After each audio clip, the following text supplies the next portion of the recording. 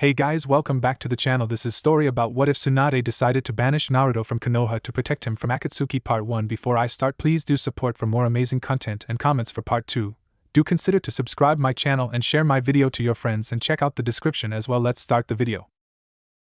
The sound of multiple people snoring, that's all he heard as he tried his best to turn it out but sadly failed. It was annoying. Sighing to himself, the figure turned his head to the right as his vision immediately became clouded by the shadows of never-ending pitch of darkness. He stared for a while until his vision adapted to the change of the environment. Now he could see a lot clearer.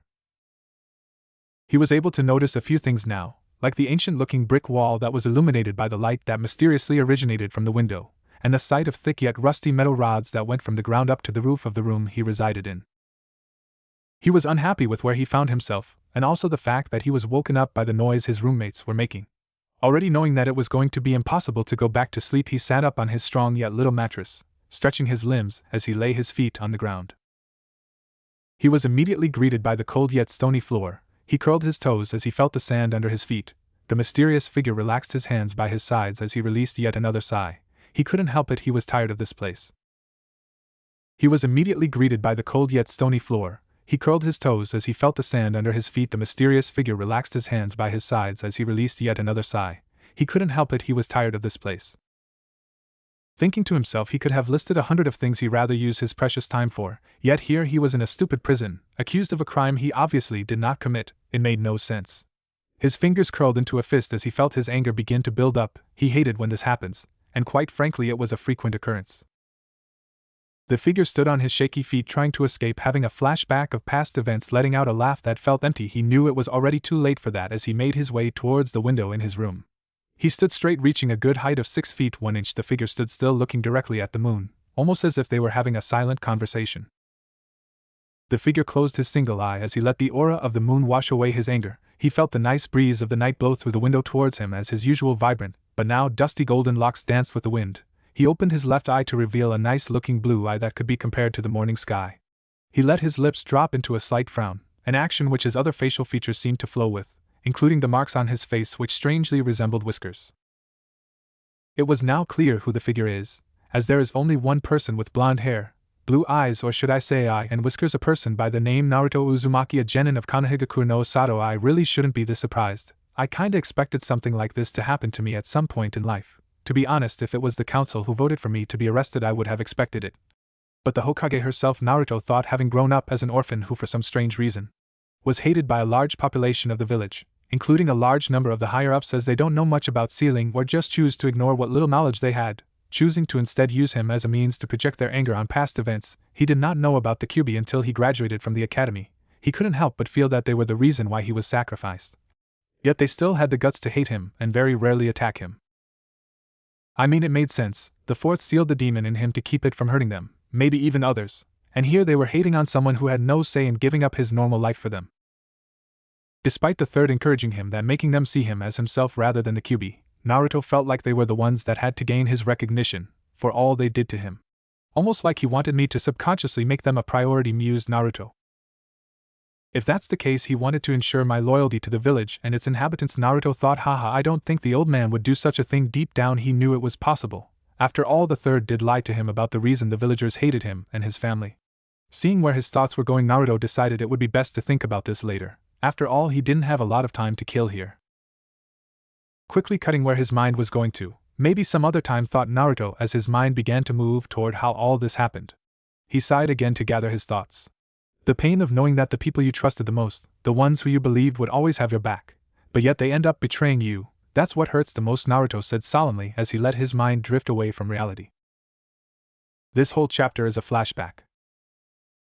Staring into the moon, his surroundings slowly morphed into a completely different place, where he, Naruto, stood on the head of a very large rock carved to resemble the first Hokage, and in front of him Sasuke stood on opposite sides of the Valley of the End, the head of Madara Uchiha.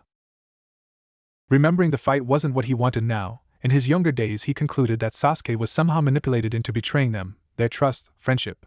But over time it became clear to him that his best friend and rival, Sasuke, had actually attempted to kill him just to get to Orochimaru, and if it wasn't for the fox he would have died that day.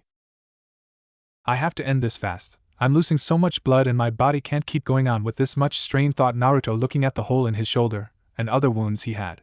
Meanwhile, Sasuke was having similar thoughts, except his concern was the possibility of the Hokage sending reinforcement. It would be a lot problematic as he was injured and didn't really have the strength to fight more people. His only option was ending this match quickly, and with that he called in his chakra. Feeling the flow of the energy, Sasuke embraced the curse mark's dark power.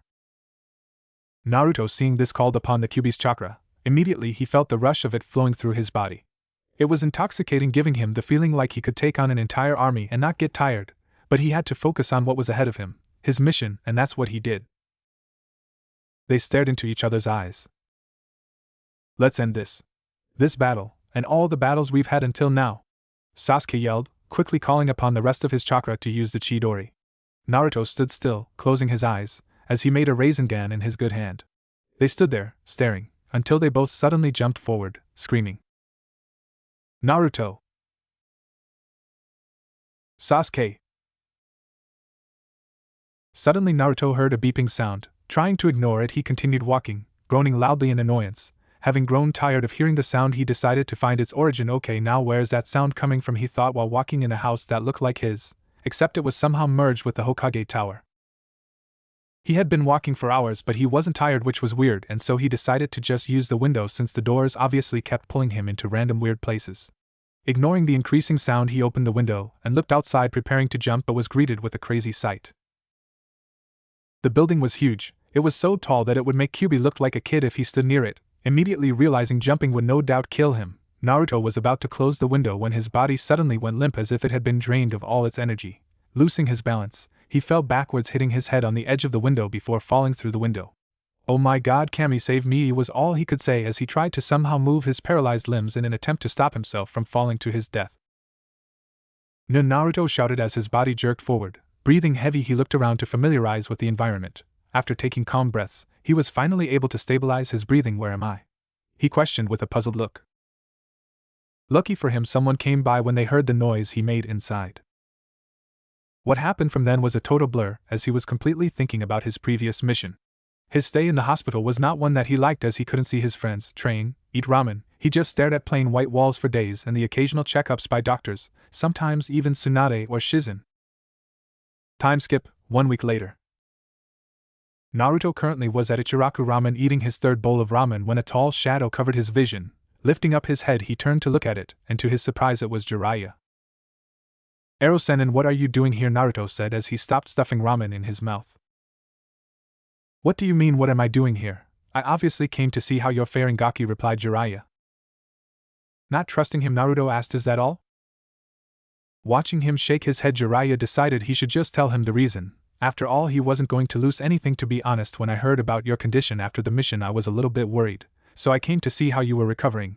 That was originally the plan, but..." Naruto chose to interrupt, then saying, "But what?" Ignoring him, Jiraiya went on, "I figured if Orochimaru was training your teammate, then he would get a lot stronger, and as we can see in your state, you would be no match for him. So why don't I train you too, so that you at least put up a good fight next time?" Thinking, Naruto said, "That would be great, but I can't leave my friends, and I'm not sure if Tsunade-Basen would agree with your plan."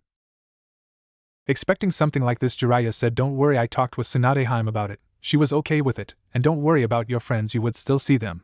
After all, it's not like we're going forever." "Okay, I'm in," said Naruto after briefly reflecting on his answer. "Good, we move tomorrow by 6 a.m. sharp, be at the gate. Now you have enough time to make adequate preparations and tell your friends goodbye."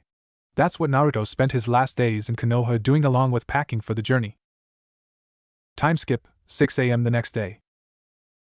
Naruto met Jiraiya at the gate, who already was with Tsunade and Shizen. After a brief moment of interaction, they said their goodbyes, each party going their separate way. "You ready for this?" Jiraiya questioned while glancing at his student.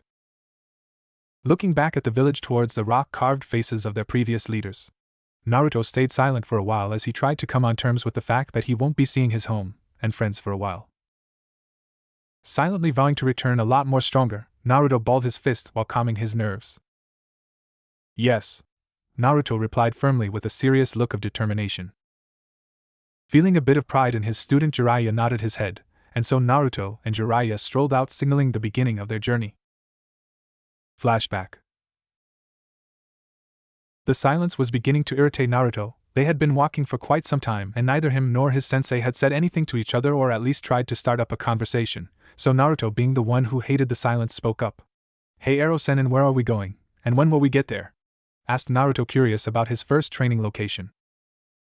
Jiraiya tiredly sighed, still feeling irritated about the nickname the brat gave him. He responded, "Brat, how many times have I told you to stop calling me that? Anyway, we are heading for the land of hills. It shouldn't take more than an hour before we get there."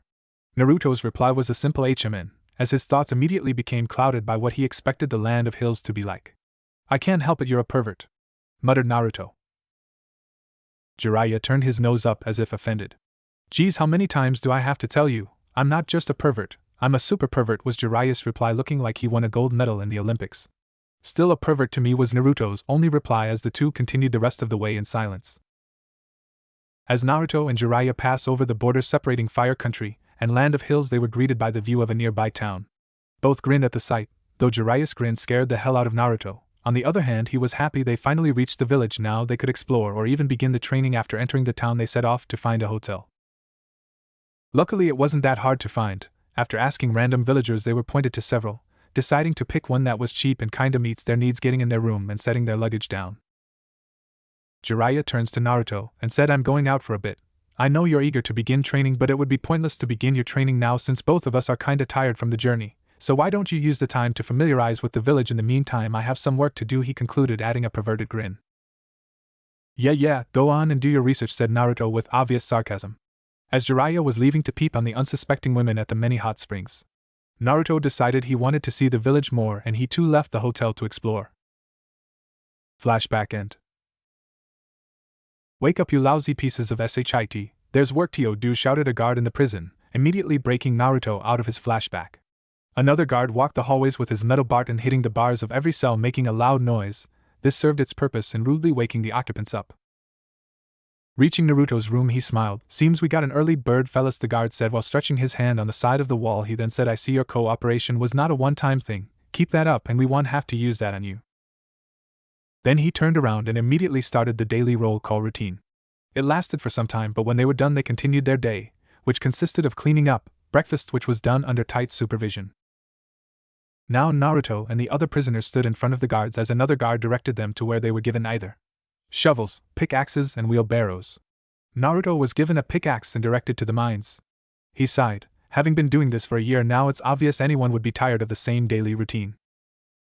He was later directed to his mining spot. On his way moving to his designated work area, Naruto suddenly felt like he was being watched. Turning his head, his sight immediately aligned with someone, a person he absolutely disliked. Tomokazu Izumi, a tall man who stood 5 feet 9 inches with broad shoulders, has a body built like wrestler, brown hair in a style similar to Iruka's, and aged 27 years. He is the leader of the Crocs, at least what remains of them. The Crocs is one of the gangs in the prison and the cause of Naruto's loss of his left eye. Naruto turned his head as he continued following the guards to where he was to work, and immediately the guards instructed him to begin, unaware of the eyes that watched his every move from a building in the prison. Naruto, who had been smashing hard rocks for 4 hours straight, was finally given a 30 minutes break, something he couldn't help but thank Kami for, since he was feeling really exhausted. He sighed in defeat, already knowing he wasn't allowed to leave the location as his work wasn't completely concluded. Naruto moved a good distance from his work area, then got himself comfortable on the floor. Watching others perform their work sluggishly earned them harsh words from the guards, or some getting either flogged with whips or having the seal been used on them. Naruto couldn't help but chuckle as the way the guards pushed them to work. It strangely reminded him of how he does himself when he trains. Flashback. 1 year after Naruto and Jiraiya's departure from Konoha. Laying on the ground while staring at the night sky.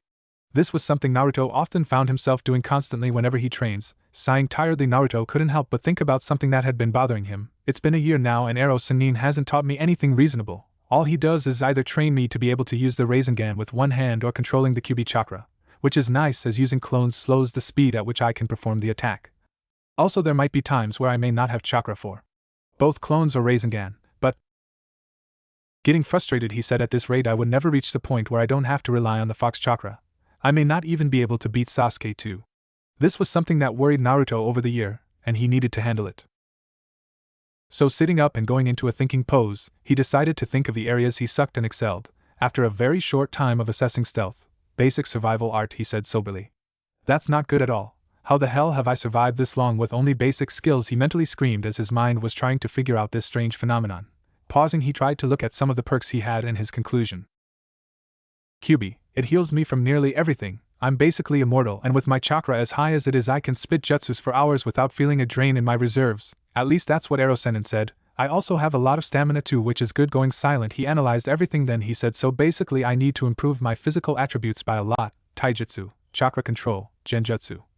Maybe learn to fight with a weapon or two, improving my sensory skills too. Fuinjutsu seems interesting, maybe I could learn a bit, and finally I need to get a lot smarter, he concluded, dreading the action of reading books. It seemed like a lot of work, but Naruto was sure he could do it. After all, he did have clone to reduce most of his work. Thank Erosenin for telling me, he smiled, thinking about when he asked Jiraiya why he kept ordering him to make clones study the Rasengan. The Kage Bunshin distributes the ninja's chakra evenly among the clones, and creates a solid replica. The clone itself can also utilize any jutsu the original ninja knows. When the clone finally disperses, any new knowledge it has gained is passed back to the original ninja and any additional clones.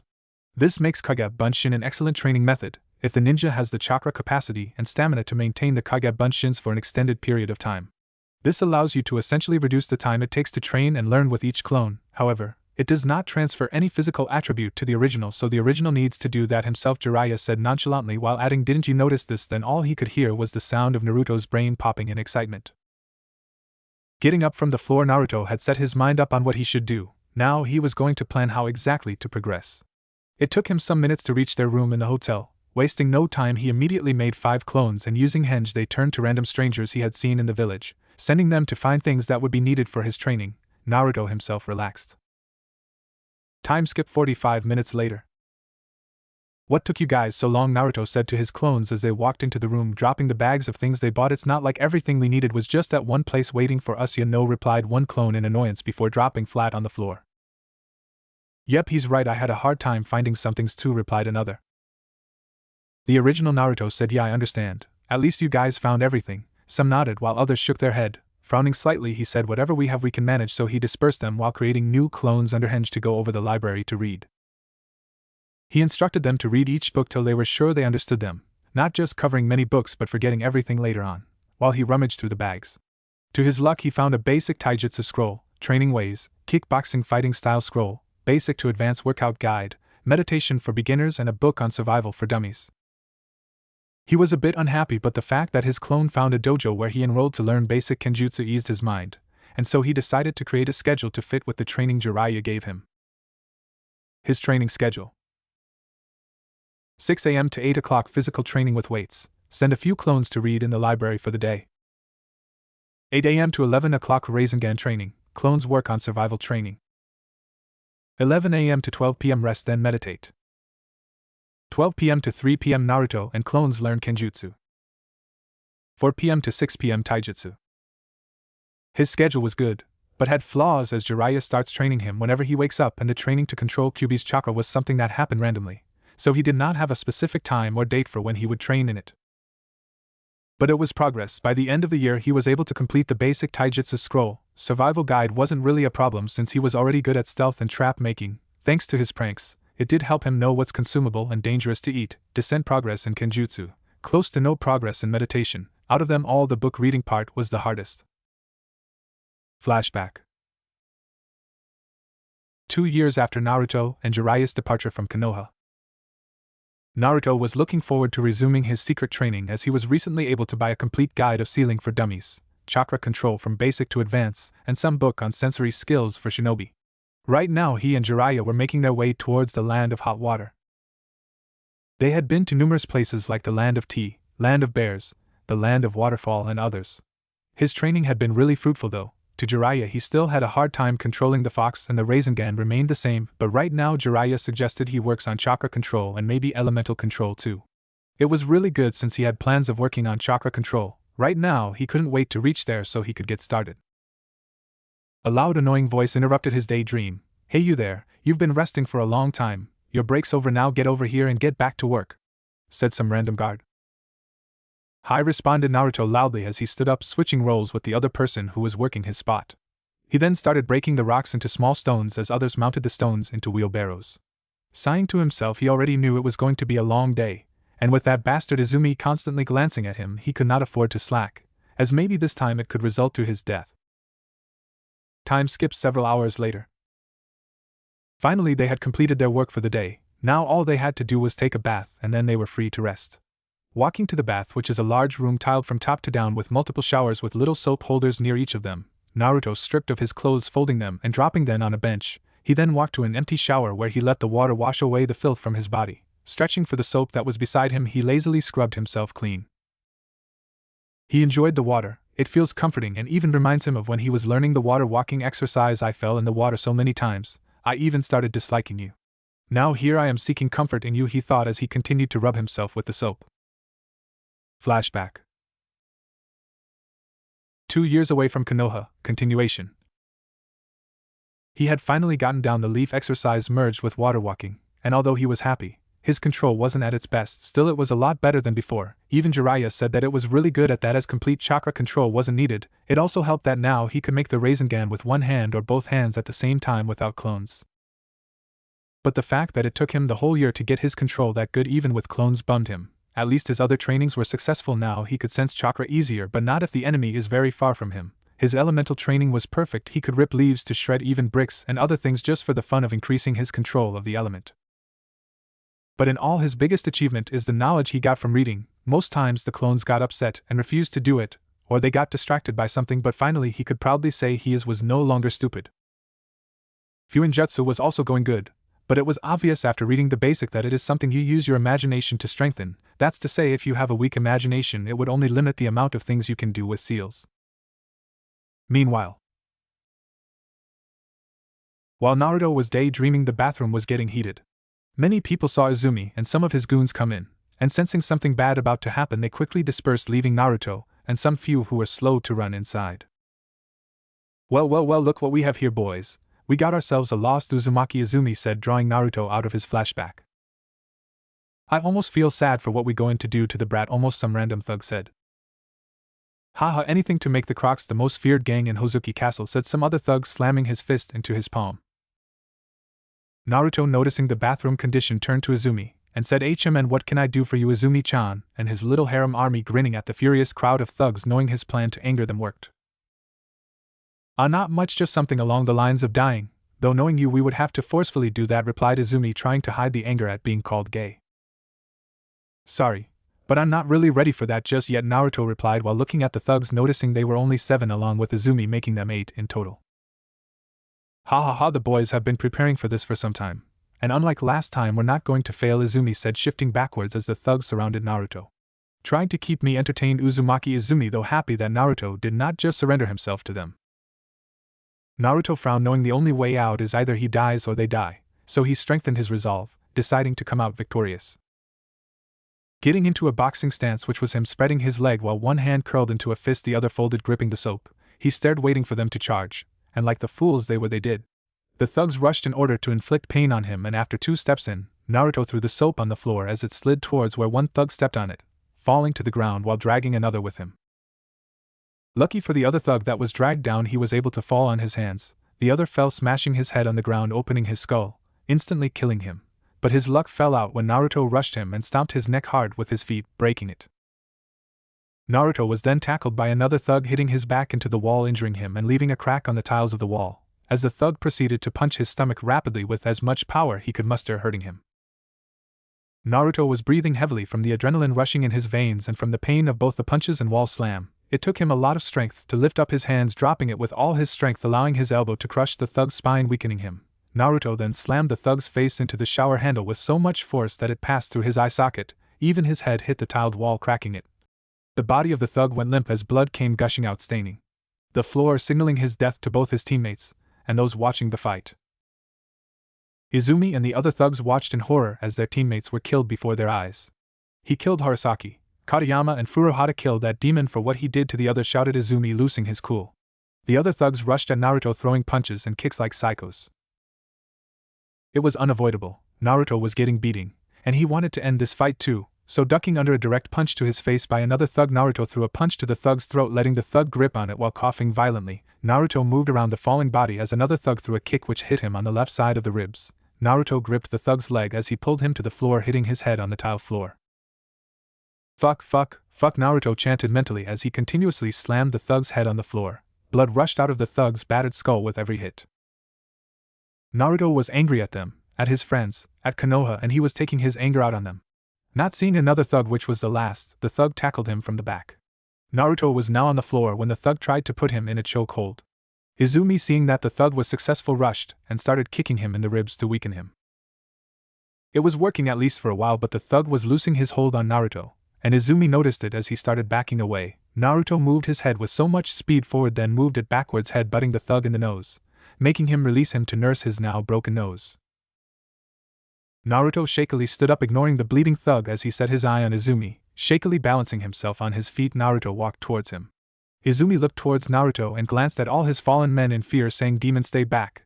He didn't get to finish his sentence as Naruto immediately tackled him into the wall, raining punches to his face. This could have gone on for hours if it wasn't for the guards that came in shouting at everyone, then activating that damned seal, which added more pain on him.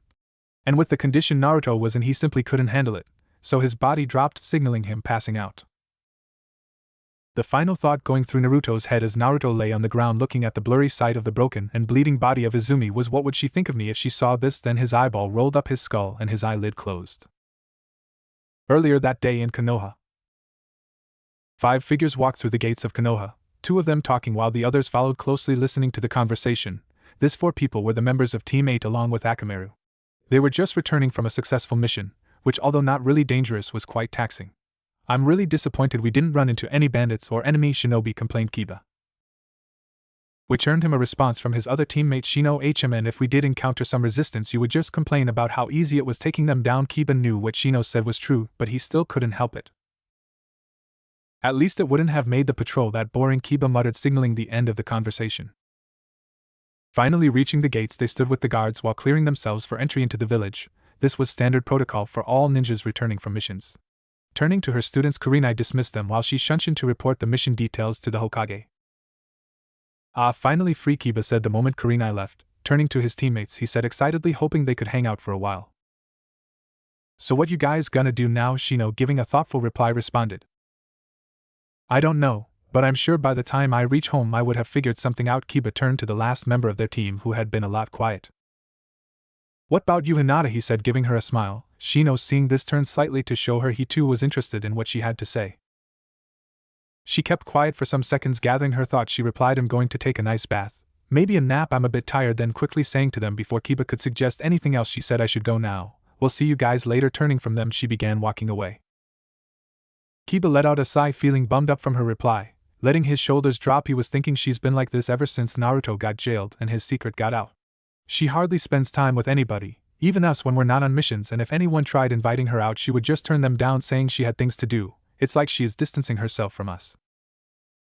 A hand to his shoulder cut him off as he turned his head from the retreating form of his teammate. Looking at Shino, whose hand was on his shoulder, he sighed, already knowing what was going to happen next. "I know you're going to say give her time, but it's been years and she still hasn't shown any sign of change towards anyone," he said before muttering, "I'm worried about her. We're her teammates, the least she can do is let us in." Shino understood what Kiba was talking about. You see, when the secret about Naruto broke out, some of their friends were scared. They believed what the villagers said about Naruto being the demon. Kiba was one of them. Along with Ino and Sakura, they kind of voiced their opinion about it. With Sakura saying that although Naruto was her teammate, she had seen what the power he held could do and it was dangerous. Ino voiced her opinion on if the sealing of a demon into Naruto was like possession, then the possibility of Kyuubi controlling Naruto was very high, as she doubted the possibility of his mind gaining dominance of the foxes. Kiba agreed with her view and suggested that if it was true, Naruto should be kept secure and locked down to prevent the fox from escaping, maybe even seal his chakra so he won't have access to it. This upset Hinata, as they had no faith in Naruto controlling the fox power, and Kiba's assumption that the best plan would be to lock Naruto-kun for who knows how long.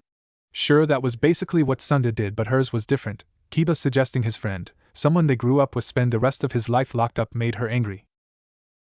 Things were getting bad real fast. Tsunade had only called them there to clarify the truth from whatever nonsense they heard. Now here they were arguing like she called them here on the fate of Naruto. She needed to end things before it got real bad. Luckily, Shikamaru was quick to point out that it was not necessary, as he had stayed in control since they were little, so there was no danger, and how Kiba would feel if he was the one in Naruto's case. That seemed to calm them down enough to think straight, but to Hinata what Kiba and the others said still upset her. How quick they were to point out that he should be sealed in prison, almost as if they saw him as a weapon, just waiting to break. instead of a human being. Ever since that day, Hinata had slowly distanced herself from Kiba, Ino, and Sakura. Kiba, giving Shino a small smile, decided it was time to leave. With that, he walked away, signaling Akamaru to follow him. Shino stared at Kiba as he and Akamaru walked away. He understood why Hinata wanted to be away from them, most of all Kiba. It was disappointing that after the arrest and raid of Naruto's home, Kiba had taken it upon himself to try and win Hinata's heart. He had probably seen it as an opportunity Kami was giving him. He tried everything, even if it meant tarnishing Naruto's image so he could look good in her eyes. But nothing seemed to work at all. This upset Kiba to the point where he spoke about a sensitive topic during one of their days hanging out with the others. Kiba had gotten a little too drunk and spoke too much when he thought she wasn't around. Why doesn't she want to wake up from her fairy tale dream and see reality? Naruto does not and never would have feelings for her. Shino remembered the words. Sure, it was not hard to tell that Kiba had feelings for Hinata, but whatever chances he had back then are probably non-existing now. Shaking his head lightly to clear his thoughts, he began walking home.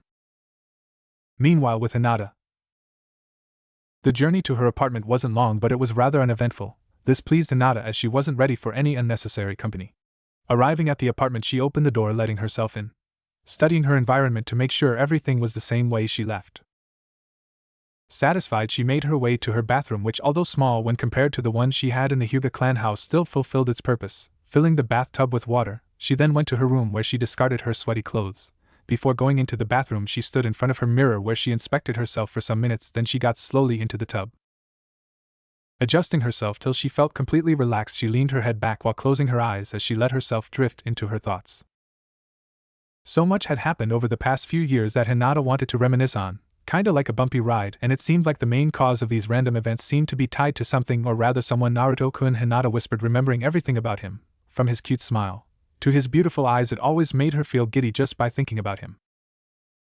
Hinata frowned to herself as she continued to flood her imagination with how good-looking, brave, strong-spirited, and perfect he is. How many times do I have to remind you? He already has someone, she reminded herself. Not too long after Naruto was arrested, Tsunade, as requested by the daimyo, was to conduct search on Naruto's belongings for any information about the attack, or at least something that might be useful. The search was long and unfruitful. Luckily, when they were about to call an end, some lucky umbu found a secret compartment in the floor with all kinds of things ranging from diaries, scrolls, and letters, which upon reading led to the discovery of Naruto's private training and interaction with a woman named Mei, which from observation had been going on from a very long time. They seemed to have formed some kind of relationship and used letters to communicate, either for security purpose or distance. This came as a shocker to everyone, as they thought Naruto still had feelings for Sakura. Jiraiya, on the other hand, was proud Naruto got a girlfriend. Hopefully she was good looking. But then he was a bit saddened that he wasn't told about it, including his private training. Meanwhile, with Tsunade, Kurenai had just left her office after her mission briefing. Laying her head on her desk, Tsunade let out a muffled moan, happy that Kurenai had made the briefing as short as possible. This gave her enough time to rest. Relaxing her body, she muttered, you were so easy to understand when you were little. Why did you change so much? Remembering a little boy with sun-kissed hair and blue eyes staring at her. Naruto, she murmured, remembering when everything went bad. Flashback. 9 months after returning from training trip. It was 7 a.m. in the morning. The birds were chirping, the sky was as beautiful as always, and people were waking up.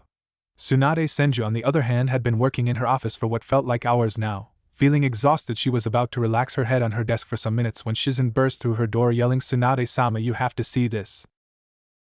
Raising her head as fast as possible so Shizen would not know she was about to sleep. Yes. What is it, Shizen, and why are you shouting so loud? It's only 7 in the morning, said Tsunade, trying to keep a serious face.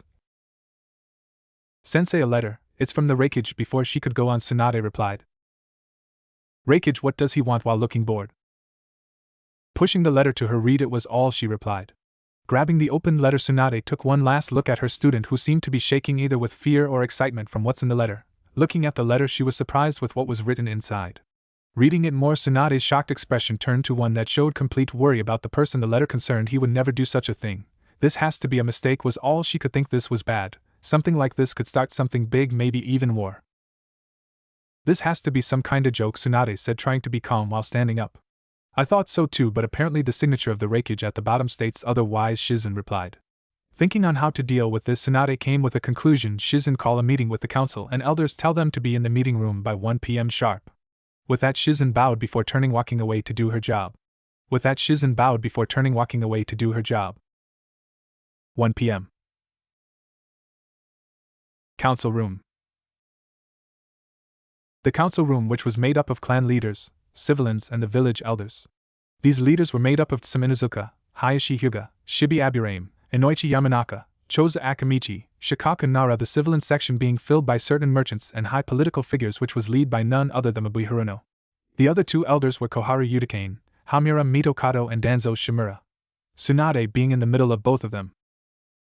Tsunade, noticing that everyone was present, stood up and decided to speak. This council meeting has been called into session. Earlier this morning we received a letter from the Reikage. Tsunade said before she could go on she noticed how the mood of the inhabitants had changed into one of worry. Many of them were murmuring about what he wanted and some about why they should listen to him, considering how last time he tricked them. All this was getting on Tsunade's nerves since they had not even heard what the letter was about, and they were quick to jump to conclusion that it's about some kind of treaty. She was about to yell at them when someone spoke. Hokage-sama, what is the letter about? Turning her sight to the person, it was none other than Danzo. Founder and leader of Root, he gained notoriety because of his frequent unsanctioned actions and his often suspected, but rarely proven, undermining of specific Konoha personnel. Despite his decades of suspicious deeds, Danzo only ever acted in what he believed were the village's best interests. Calming down, she said, the letter speaks. The door to the council was thrown open as some random ninja rushed in. Sorry for the disturbance, but Hokage-sama, a letter just came from Daimyo-sama. The ninja spoke, bowing his head. Why couldn't you wait for the meeting to end? She replied, glancing at him. I was going to, but I noticed it was a red ribbon, so I figured you had to see it quick. The moment he said red ribbon, Tsunade's expression changed from annoyance to a very serious look. See, the daimyos had a way of signaling the delicacy of letters he sent, and a ribbon is used to show how important the letter is. Red signals classified and very important letters, the kind that in the wrong hands could be serious problems. Yellow ribbons are mostly used to signal the Hokage of visitors from the royal family, and white for less important matters. Taking the letter, she dismissed him as she opened it, reading its contents. The council members now were becoming more impatient. They were yet to hear what Tsunade called them for now, the daimyo. The tension in the room was really high as they watched her facial expression change randomly. Finishing the letter, she closed it and looked up. Her expression looking unhappy, she began speaking to them. Now that I have your attention, we may resume. Earlier this morning I received a letter from the Reikage dating back to 2 days age. The letter was to notify me that there was an assassination attempt, with him being the target victim. Most of the members of the civilian councils began whispering, some becoming worried about what the daimyo had to do with this. So what does this have to do with us, and why is Daimyo-sama involvement here? Questioned Koharu. Now I see why Hokage-sama was worried. This is becoming troublesome, said Shikaku, leaning backwards into his seat. What do you mean? Questioned Choza, still confused. Sighing, it obvious the ninja who carried out the attack is one of ours. Why else would the Reikage send us this letter? We aren't on good terms with them, and the involvement of the daimyo, he replied calmly. What was the thought going through everyone's mind? Hokage-sama did not order such an attack. Who would do such a thing? Some said angrily, staring at the Hokage as if asking for the name. What is the proof that this was done by Konoha shinobi and not someone from another village trying to create problems between us and Kumo Shibi? Asked the Hokage. We won't know for sure if it was really our shinobi, but I'm sure if it was a henge the Reikage would have been able to tell, Tsunade concluded before Danzo asked again, so who attacked the Reikage? That is what I was getting to. You see, the attack took place at noon. The attacker had anticipated the Reikage being alone, but that wasn't the case as he was in the process of briefing some ninjas. The attacker is said to be Uzumaki Naruto, said Tsunade soberly, and then the crowd erupted. What? Ignoring them, she continued. A detailed sketch was made from the description from those who witnessed the failed attack, and with that the Reikage has demanded the head of his attacker. He even has the favor of the lightning daimyo. Danzo was the first to speak up. That is impossible. Uzumaki is the container of the fox and would not be delivered to the hands of our enemy, he said it firmly, already thinking of the possibility of losing the last Uzumaki, the only clan capable of holding the fox chakra confidently. Without him no other person comes close.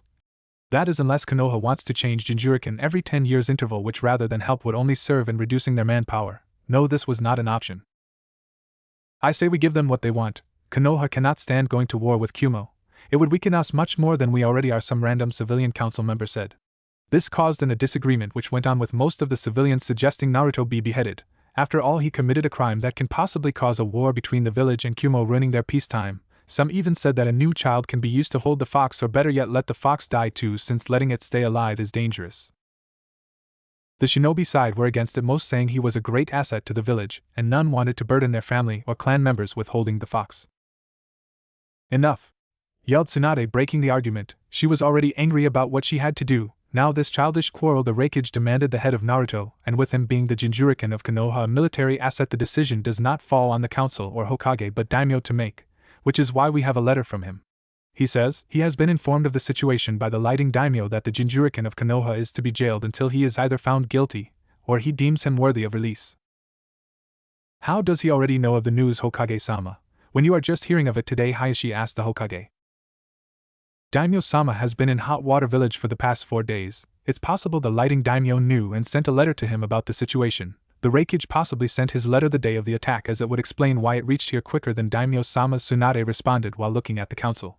She could see hesitation in them towards the daimyo choice of action, so she lifted up her hand to silence whatever they wanted to say. I know most of you disagree with Daimyo-sama's decision, but there is nothing we can do to change it unless you would prefer to be charged with treason and banished or maybe arrested. That did its work, silencing everyone. Now she continued, by 5 p.m. today Uzumaki Naruto is to be arrested and his apartment is to be raided for anything that can serve as evidence, and with that she dismissed everyone. Later that day,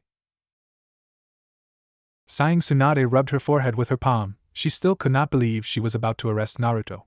It felt very wrong, but as the Hokage she had to place the village as her priority, not feelings. Setting her view on the guests in her office, expecting a response from them since they had been quiet once she explained the situation. The silence was unnerving, but it proved they were processing what she said.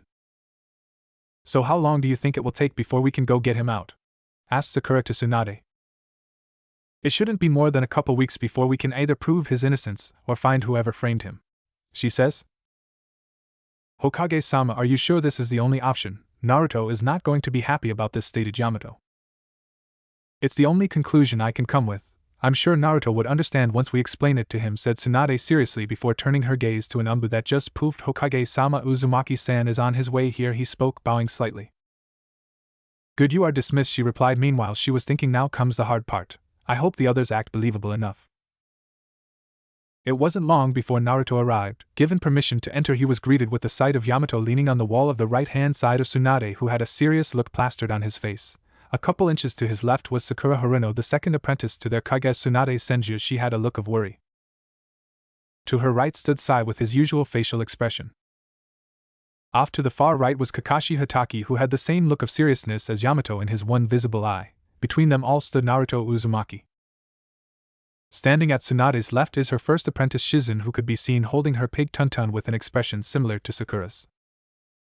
They each stood in silent attention as Tsunade leaned back into her chair and gave them one more look before explaining the reason for their summoning. Apparently, the Reikage was attacked 2 nights ago, she stated in a neutral tone. This earned a look of shock from everyone in the room. It would be mad to directly attack a Kage in their own village, especially one with as much strength as the Reikage. We received news that it was one of ours who did it, she said, noticing the confused expression Naruto had before going on. And I have reasons to believe the suspect is here. This made all of them stiffen, thinking about who it could be. Well, all of them knew it was Naruto she was talking about, but he didn't.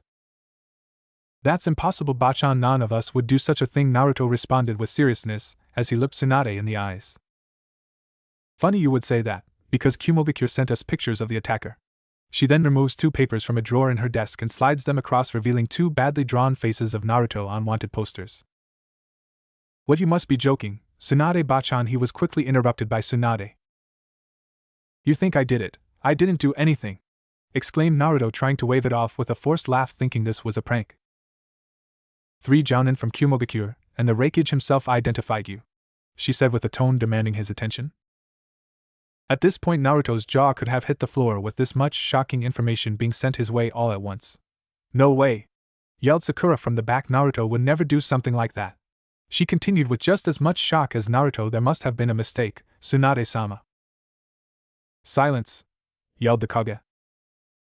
But before Sakura could finish, Tsunade interrupts again. This is something that could affect our relations with the other villages, she explained, a bit softer than her previous shout but with the same amount of seriousness.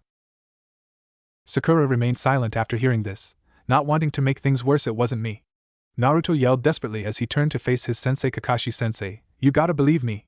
He says I trained all day. Then he continues while taking a quick thinking pose. Then I spent all night playing shogi with Shikamaru.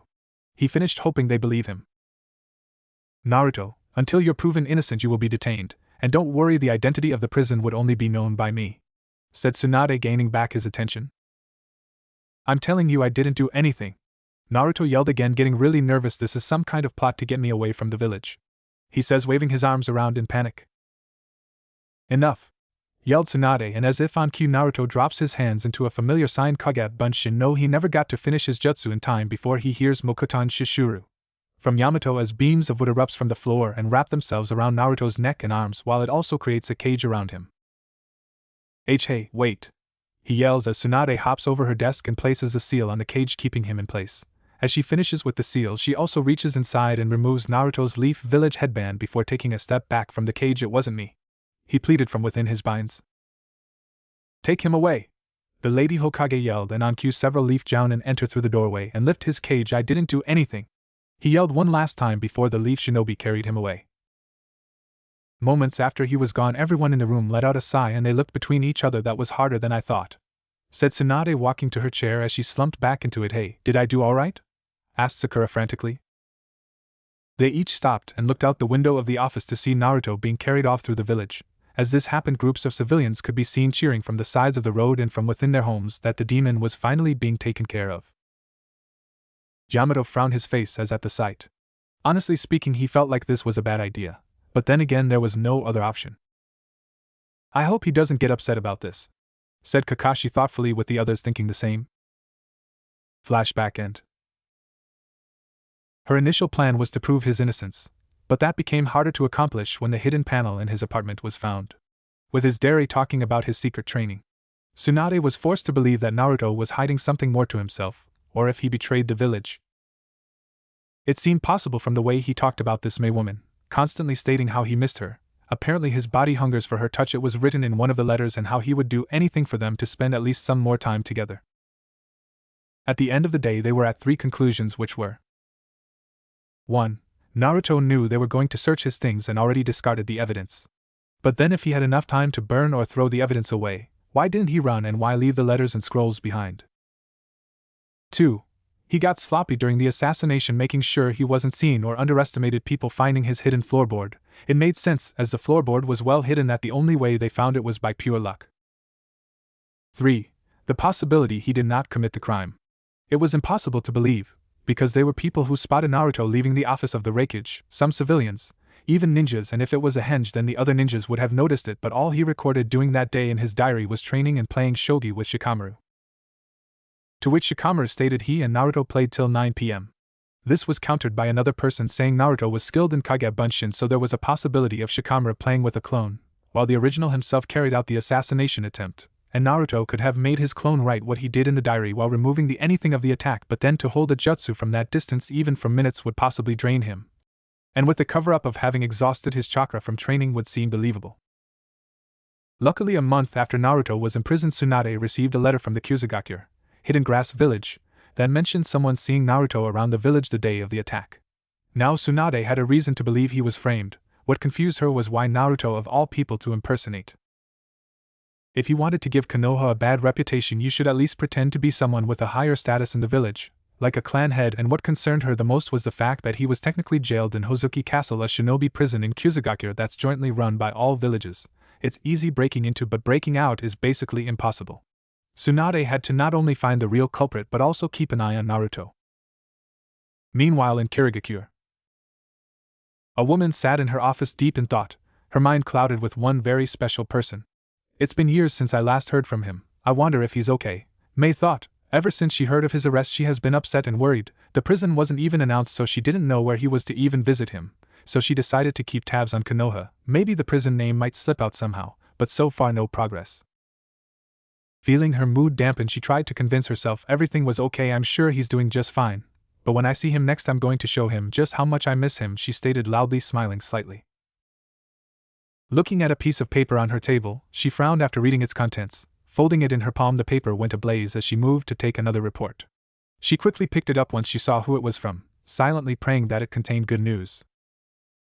Sadly, still no news from those observing Konoha.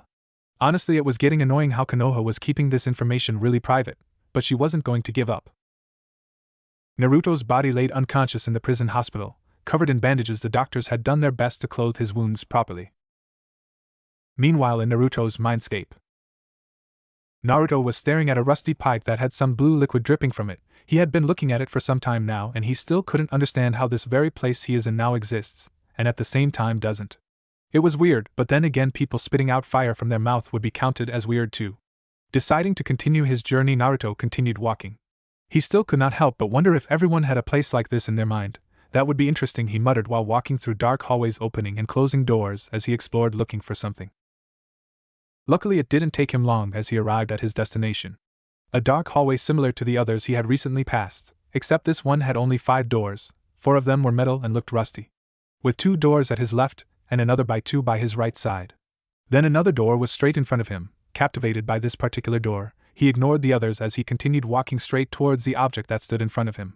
He continued until he stood directly in front of the unique door. Carefully studying it, he could already tell it was made of steel. It looked newer than the others and even had a drawing of a chibi smiling him on it. He could feel the tension in his body begin to build up as he contemplated what could be beyond the door. He was worried, but he had to know what was awaiting him. And slowly building his courage, he stretched his hand till he held the doorknob. Slowly turning it, he pulled opening it slightly. But to his surprise, the door was pushed completely open as some brown liquid-like substance came gushing out like a broken dam.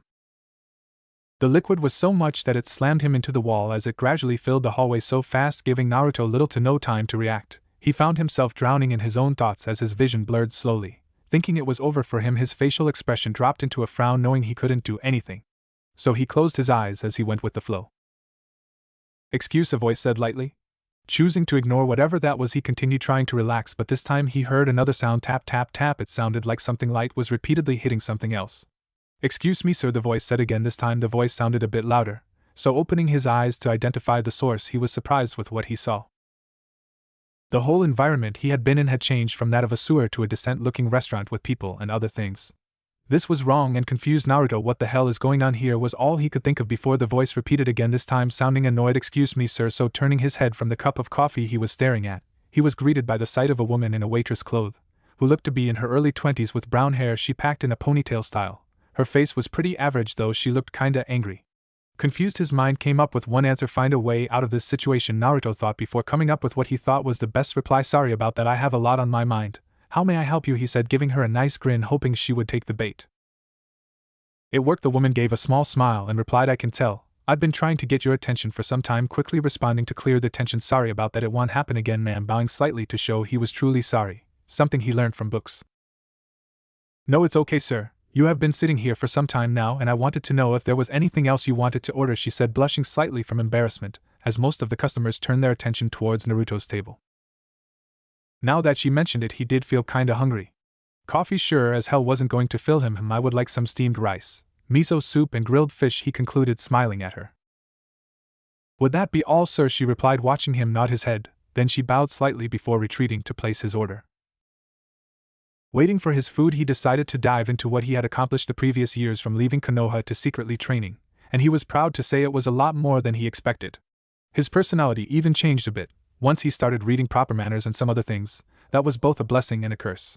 See, he wanted to gain knowledge in many areas, and he decided to rely on books, and one of those aspects was women. For as long as he could remember, he knew nothing about them or behavioral patterns. It also seemed a bit too weird how Jiraiya was obsessed with them. I mean, they're humans too, what's the difference? So he read all he could from basic romantic novels, female anatomy, and the eye-opener was basically Jiraiya's book. Ever since he read one, his life changed. He was not sure if he could ever look at women as before. Sure, he had tried to keep his curiosity from exceeding, but even he knew it was a failed battle, as he is a full-blown sex-deprived hormonal adult.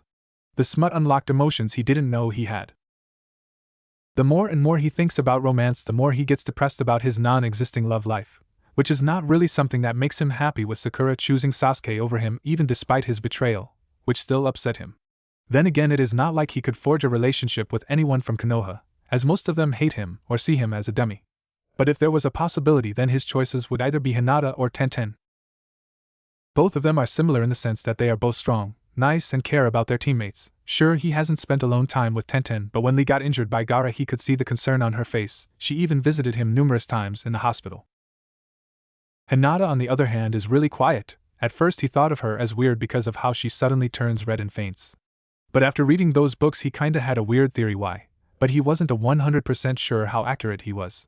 She is nice and listens to him when he talks. He remembered when she visited him after the Sasuke retrieval mission. It was weird at first, but after a while everything was normal. They had fun talking, most times playing games.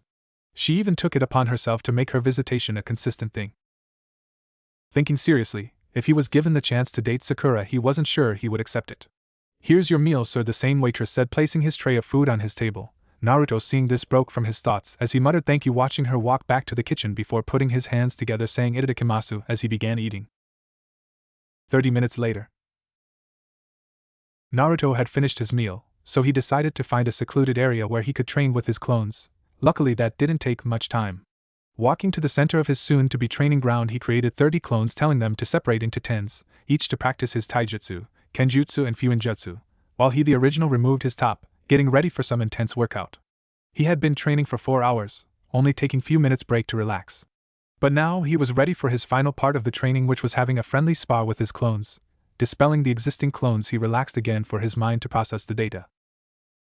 Now energized, he stood up, getting ready for the spar. He created 6 clones and ordered 5 to take the higher grounds where they took a 5-pointed star formation, so they can watch the fight for flaws in his moves or improvements. When they were ready, he signaled the clones that he was ready. Waiting patiently for the clone to begin attacking, he watched the clone get into a defensive stance. Nodding his head, Naruto spoke, "Ninjutsu is not allowed, only replacement weapons and taijutsu, and remember, we only use weapons when the others permit it," smiling with anticipation. He was made with chakra of 30 clones, so basically he can withstand lots of hits, but losing a limb would still destroy him. During his training with his clones, Naruto realized why his clones could not take more than 1 hit before dispersing. Instead of using his chakra to improve the clone's quality, he used it for quantity. This means by using the chakra he used to create multiple clones, let's say 20, he could use it to make 5, 10 or less. All he has to do is use the chakra to strengthen the body of the clones, almost like what the chakra armor does. This increases the hits it can take. He heard one of the clones monitoring the match shout, "Begin." They both stared at each other for some seconds before dashing with sudden speed, the clone throwing a right hook aimed for Naruto's head. Seeing this, Naruto came to a halt while shifting his upper body backwards. He narrowly dodged the attack, then he threw a punch aimed for the clone's head, which struck but with less impact than he anticipated. Naruto, happy he got first hit, tried again, this time with his left hand, but the clone dodged, ducking under his hand. The clone tackled him to the ground. Sitting above him, the clones rained punches on Naruto, who was trying his best to dodge them, but was failing mostly. Dodging one of the punches, the clone's knuckles hit the floor hard, giving Naruto time for a counter-attack, which he took, headbutting the clone. The stunned clone's body weakened slightly, which Naruto used to his advantage. Grabbing the collar of the clone's track suit, he pulled forward to slam his head on the floor, which almost worked had the clone not regained his senses, quickly replacing himself with a log. Getting up quickly, Naruto was forced to dodge a kick, which was followed up by more kicks and punches. Crouching down, going for a leg sweep, the clone jumped up quickly, reacting to his attack. Seeing this, Naruto decided to try something new, spinning on his right hand, something like the coffee grinder dance. He stretched his free hand up to grab the clone's leg. Missing one leg, he was successful in grabbing the other. Luckily, the clone did not jump too high. Pulling on the clone's leg, he dragged it down as he rotated his body to swing the clone away. But the clone reacted quick, flipping while doing a handstand. He landed perfectly and was about to attack Naruto, who was dashing towards him, when one of the observing clones shouted Kenjutsu. Summoning a plain katana, he blocked a strike from the original Naruto. As they looked at each other, smiling like kids playing with toys, they began attacking each other with a lot more vigor that even a passerby would think they were just trying to kill each other. At every attack Naruto made, it was either blocked or deflected. It was getting annoying, but it made sense, as he was basically fighting himself. "I have to end this soon, I'm getting tired," he thought before he went for a direct slash that was blocked by the clone, both of their sword forming an X shape as they fought for dominance, pushing back on each other. Naruto saw a chance to win, and so he took a step back, letting the surprised clone fall forward.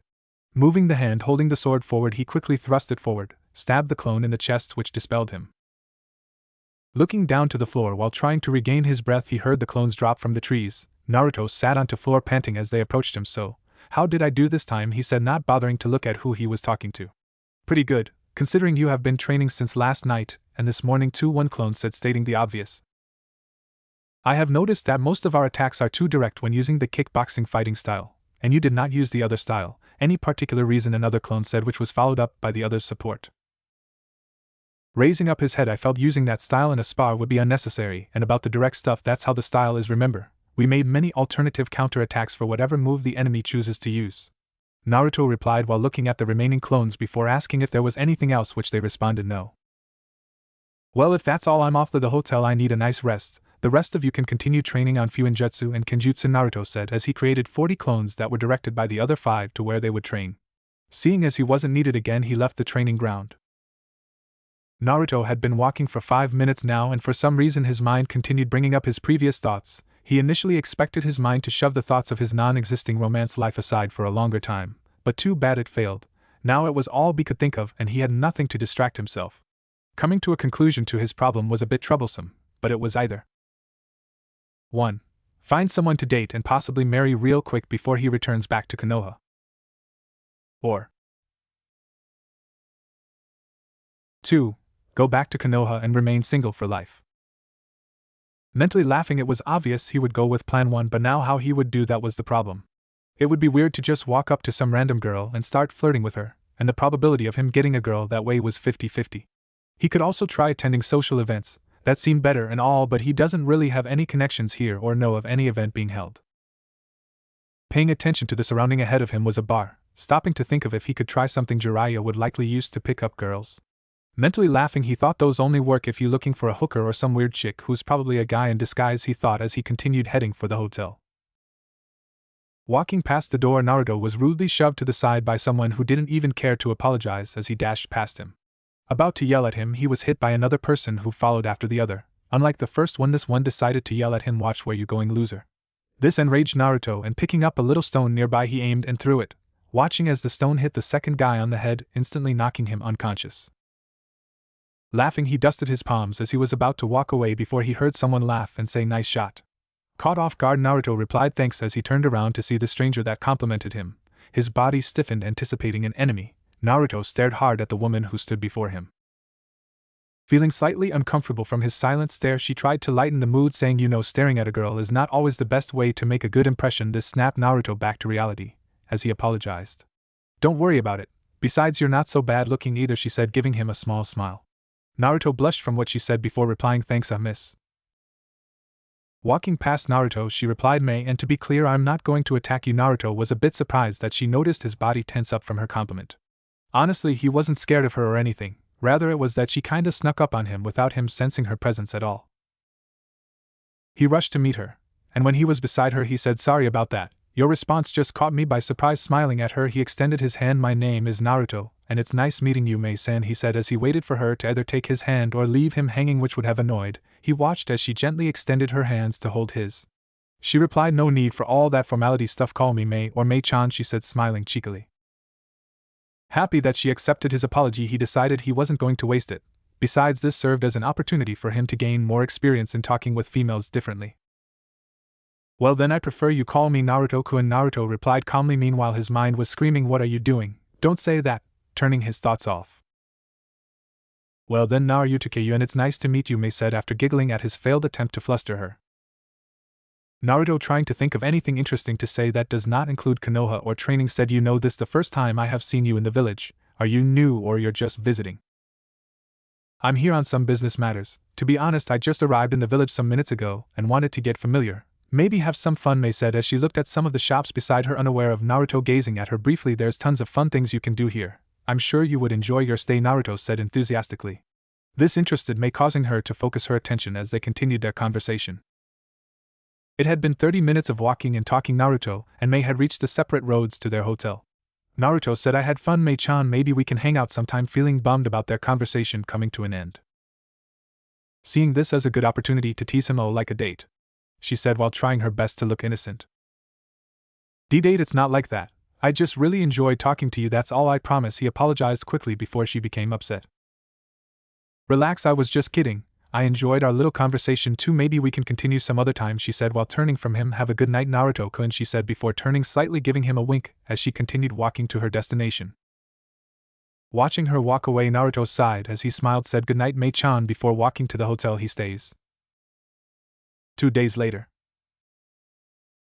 Waking up early today, Naruto had decided that rather than training he was going to buy some new clothes and equipments. Sluggishly getting up, he turned to look at Jiraiya's bed, immediately noticing it was empty except for the piece of paper on it. Getting up, he stretched before walking to see what was written on it, already expecting some lame-ass excuse to ditch him. It didn't come as a surprise when he saw, "I have some serious research to do, so continue with your training." Folding the paper, he threw it away. He had gotten used to the excuses Jiraiya makes, to the point that it doesn't even matter if he trains him or not, but he prefers training alone as it allows him to be more flexible in things he tries during training. Walking to the bathroom, he decided it was time to get his day started. Brushing his teeth and taking a bath had taken quite a little time, but now all he needed to do was send his clones to train and find something to eat. Closing the room door, Naruto had decided to eat something outside. Walking away from the hotel, he contemplated where and what to eat. Seeing a small restaurant, he decided to check them out. He entered and found a decent place to sit. Getting comfortable, he observed someone walking towards him who, from her dressing, he could tell she was a waitress here. She had light blue hair cut in a Heim style. She stood at a 5'0". Her body shape was average with an average burst size. I'm bad in describing, so just picture the default Japanese waitress outfit in animes. When she was close enough, she bowed slightly. Good morning, sir. What would you be having today? She said, smiling politely, waiting for his response. A sandwich and tea would be fine, Miss Naruto replied, giving her a smile that caused her to blush. Nodding her head, she turned to walk away before giving him a final look, then rushing to the kitchen.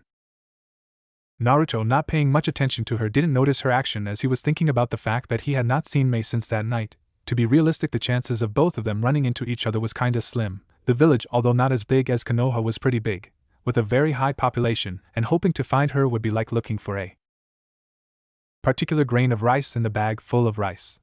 Shaking his head, he directed his thoughts to the upcoming festival, which was kinda the reason for him going shopping today. Sighing, he thought, who knows, maybe he might see her there. Here's your meal, sir, the same waitress said, placing his tray of food on his table. Naruto, seeing this, broke from his thoughts as he said, thank you, miss. If there's anything else you need, I'm here, so feel free to call me, she said, smiling at him like she expected something else. Yes, ma'am, Naruto said, giving her a playful salute which caused her to giggle. Watching her walk back to the kitchen, where she was immediately pulled by some other female waitress, which Naruto summarized as weird. Staring at his food hungrily, he clapped his hands together, saying itadakimasu as he began eating. Surprised at how quickly he finished his meal, Naruto called the waitress over, who to his surprise responded quickly, thanks for the meal. It was delicious, he said, sipping the remains of his tea before pulling out money from his pocket to pay.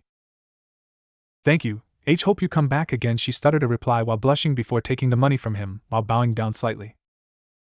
1 hour later. Who knew shopping could be so stressful? Naruto, though, as he walked out a clothing shop. Immediately after leaving the restaurant, he had walked from various clothing shops looking for something to buy, but to his annoyance, some of them either did not have kimonos or were sold out. Luckily, he was able to buy one that was rather full looking, as it was plain black without any design. Honestly, it wasn't anything special, but he could manage. Walking sluggishly to a nearby street bench, Naruto hung his backpack that contained the scrolls where the clothes he bought were sealed on the arm of the bench. Sitting down, he relaxed his body as he closed his eyes. He couldn't believe his clones forgot about the dispelling technique he used to reduce the stress of information. Now he had to deal with a mind-shattering headache, and it hurt as hell. Unlucky for him, his rest was cut short as he heard someone call his name. Thinking nothing of it, he decided to ignore the voice, but then he heard it again, this time a bit closer than before. Wonder who that is. Only a few people know me here, he thought briefly before it hit him, including raising up his head quickly. He looked around, hoping that he was right. Laughing. Someone's feeling really energetic today, was the only response the intruder gave. Mei, Naruto stuttered, blushing as he studied her. This was the first time he had seen her clearer. Sure, the first day they met he could tell she was good looking, but now, having a good look, he could sum her up in one word: beautiful, he thought, still looking at her, saying nothing. Mei is a tall, slender woman with fair skin. She has green eyes, and ankle-length, auburn hair styled into a herringbone pattern at the back, a top knot tied with a dark blue band, and with 4 bangs at the front. 2 bangs are short, with one covering her right eye, and 2 are long, crossing each other on her bust, just below her chin. She wears a long-sleeved, dark blue dress that falls just below the knees. It seems to be closed at the front with a zipper, and is kept open on the front right side from the waist down. The dress only covers up to the upper part of her arms and the underside of her breasts.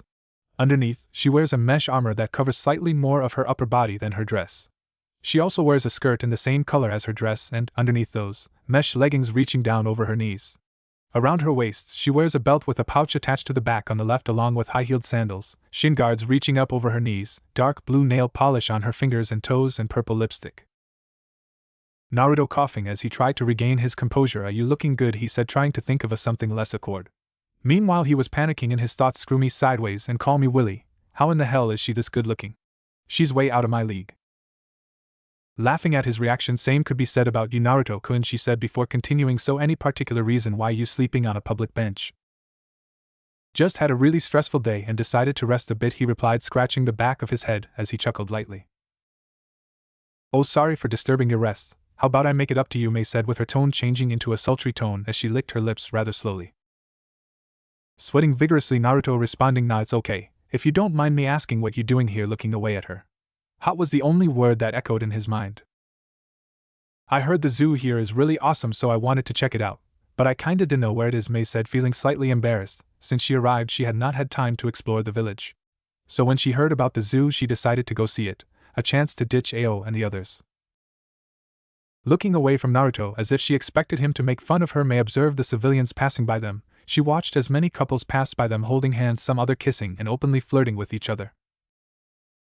Confused about why she suddenly went silent, Naruto observed her. He saw what she was looking at and he took note of her sudden change of emotions before she quickly hid it. Do you know where it is? She said, smiling at him, trying to hide her sadness.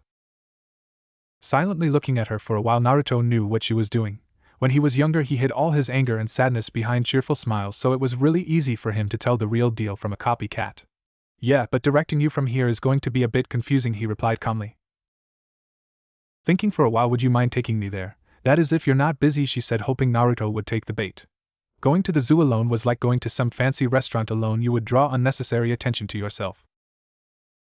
Naruto stared blankly for a while before blinking repeatedly, his mind processing what she said. Is she asking me out?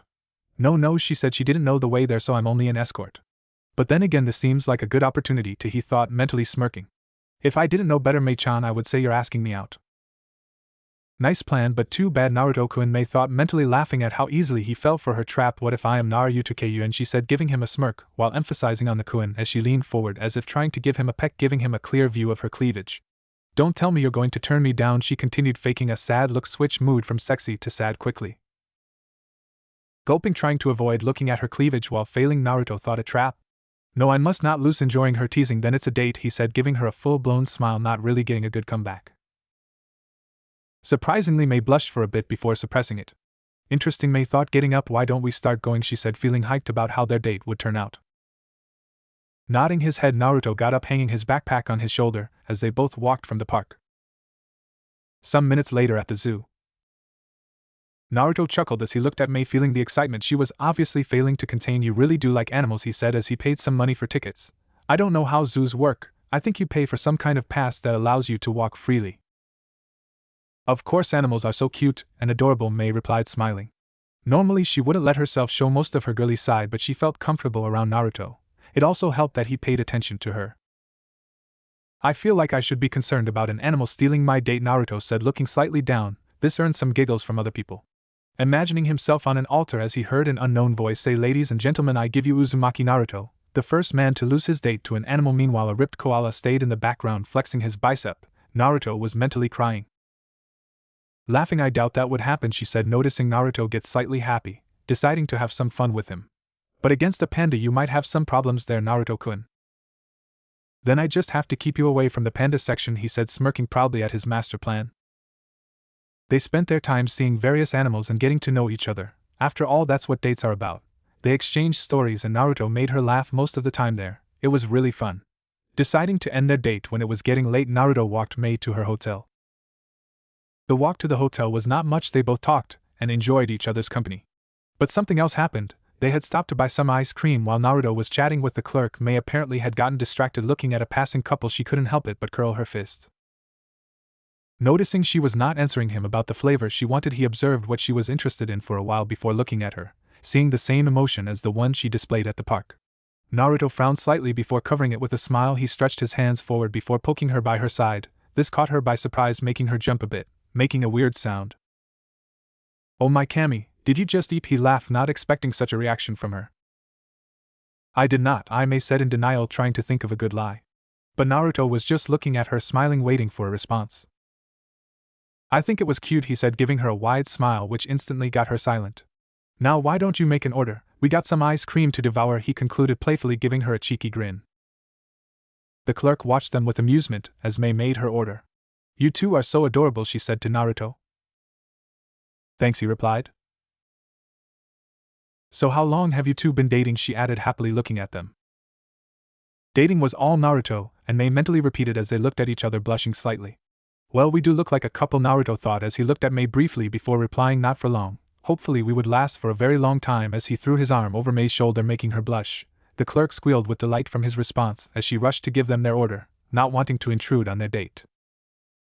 Quickly collecting their ice cream, Naruto paid before exchanging farewells with the clerk as they took their leave. Removing his hand for her shoulder, Naruto decided to try a risky move by stretching his single hand towards Mei's, immediately taking her hand in his. Now they were walking hand in hand. It was exciting and weird to Mei. Thinking of why he would suddenly make a brave move, she concluded that he had noticed her reaction to the passing couple, or it was payback for all her teasing. So testing her theory, she said, "That was a nice plan back there. I almost failed to notice what you did there," looking at their linked fingers. Chuckling slightly from being caught, he said, "Come on, we're on a date. It's only natural for us to hold hands."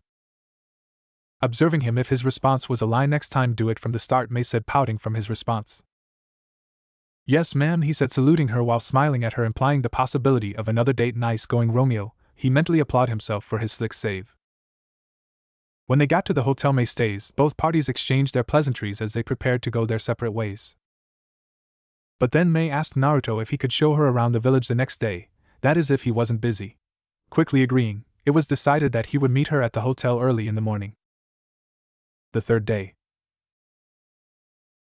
Basically, Naruto and Mei spending their day going sightseeing in the village.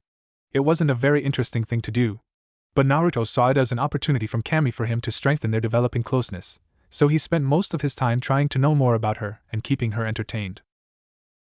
It also helped that Mei was making it a bit easier for his advances.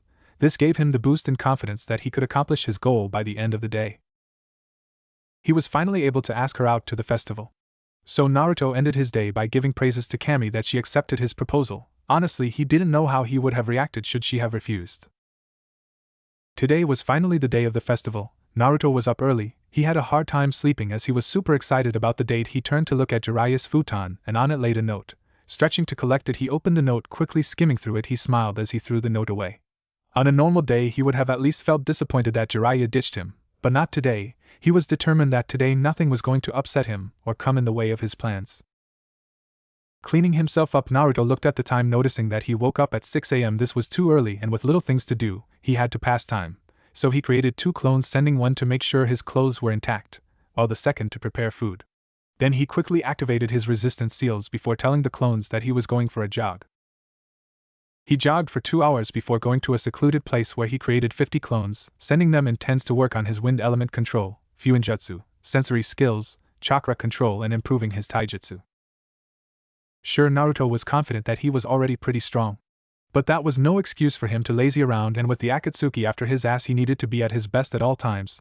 Telling the clones to dispel, in 6 hours' time he had to go back to the house to clean up, eat, and meditate. Hopefully time would have gone a lot by then. Time skip. At Naruto's room. He had completed all his tasks and now he still had 2 hours left before he was to go pick Mei up from the location they decided to meet at. Thinking of anything possible he could do to pass time, he decided to meditate, telling the clones to wake him up when it was time for him to clean up again before leaving. Getting into a meditation pose, he closed his eyes, taking deep breaths to calm himself. It took him a while, but he was able to close his mind from everything around him. But now he was waking up in his mindscape. Looking around, he couldn't help but frown as he was surrounded by a massive sewer. It was disappointing that his mind was represented with a sewer. It was also weird how he got some kind of feeling like he was being watched. It's weird, but then again, having another entity in his mind was far more weirder. He thought as he got up from his position. Looking around, he decided the best way to kill time would be to explore. He had been walking for what felt like hours and finally came to the conclusion that his mind was a terrible place to be. Everything looked the same way, tunnels leading to more tunnels with hallways looking like some place used in horror movies. Creepy old-looking rusted doors added with the fact that all the bulbs seemed to flicker constantly. It wouldn't surprise him if ghosts were here. Someone should probably change the bulbs here, he thought, mentally laughing. Getting serious, he said, but what was that? He thoughts clouded by one specific hallway that was basically destroyed, the whole floor and wall gone, making it look like a cliff stretching deep, leading into a big room similar to that which Kyubi was in. Sure, a destroyed room was nowhere scary, but it was the fact that the whole floor was covered with what looked like moving shadows, and the energy he felt was the same chill he talked of earlier. That room was by far the scariest thing he had seen so far. Noticing a familiar room, he was about to step in before he heard his clone's voice. It seemed like they were waking him up. Feeling his body becoming weak, almost as if he was fainting, he dropped knees first into the water that covered the floor as his vision blurred to reality. Boss, it's almost time, one of the clones responded excitedly as he noticed Naruto waking up. Thanks, how much time do we have left? He asked, getting up from his previous posture. 30 minutes. I think it would be best to get prepared earlier so you can arrive on time, one said, while the other one that woke him up nodded in agreement. Sighing, Naruto decided they were right and went to the task of cleaning up and wearing the clothes he planned to wear before going out. Several minutes later. Naruto walked towards the park while trying his best to calm down his excitement. Apparently the road he usually uses was really crowded, so he had to use some other road, which didn't take him long. Taking a quick turn into a corner, he bumped into someone, hearing an eep followed by a thud. He quickly regained his composure before checking to see if the person he collided with was okay. "Sorry, I didn't see you there. You okay?" Naruto said, stretching his hand to pick up the dazed girl. Staring at her for a second, he could tell he had seen her before, but he couldn't remember where. "No, it's fine. It's kinda my fault too," she said, taking his hand as he pulled her up. Looking at him, she suddenly smiled. "I really didn't expect to run into you this way," she said, lightly giggling at the joke as she dusted herself.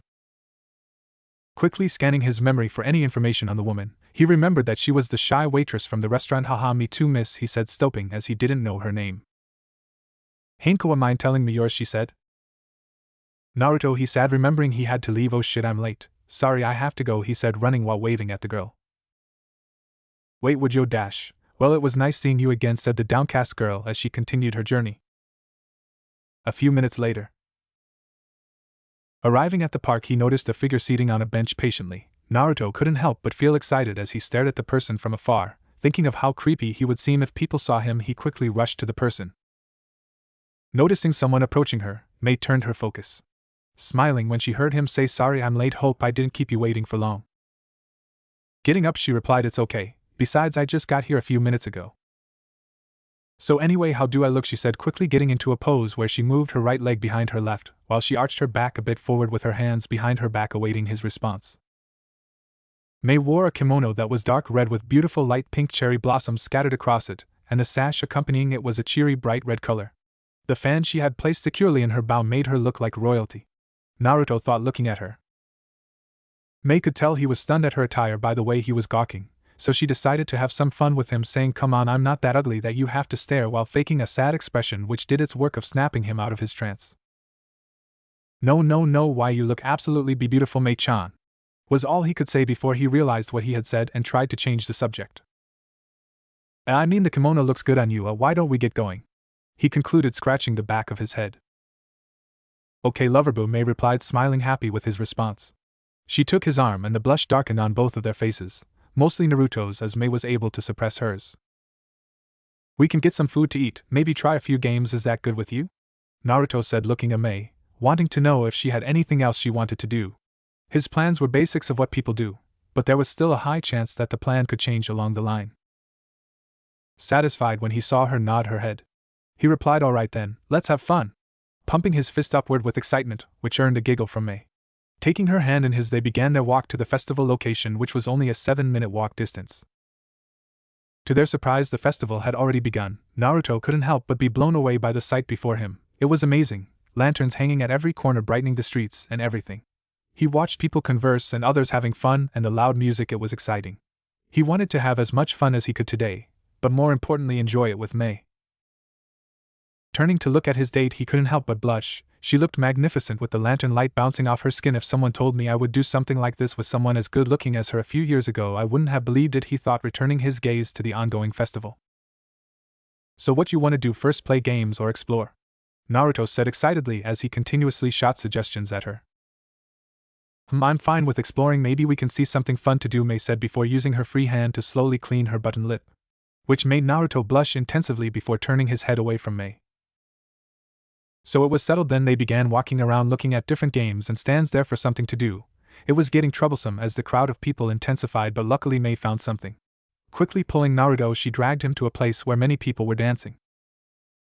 "I knew I was forgetting something," Naruto thought, panicking. He had absolutely no idea how to dance. Thinking of a good excuse would be hard, and declining would not be a good option either. Naruto was contemplating a good excuse. Not waiting for an answer, Mei took his arm. "Come on, it would be fun," Mei said, dragging Naruto to the arena where the first dance was beginning.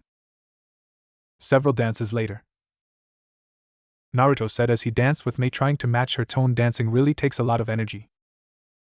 "Haha, if that's what you call dancing," Mei joked while moving her body to the rhythm.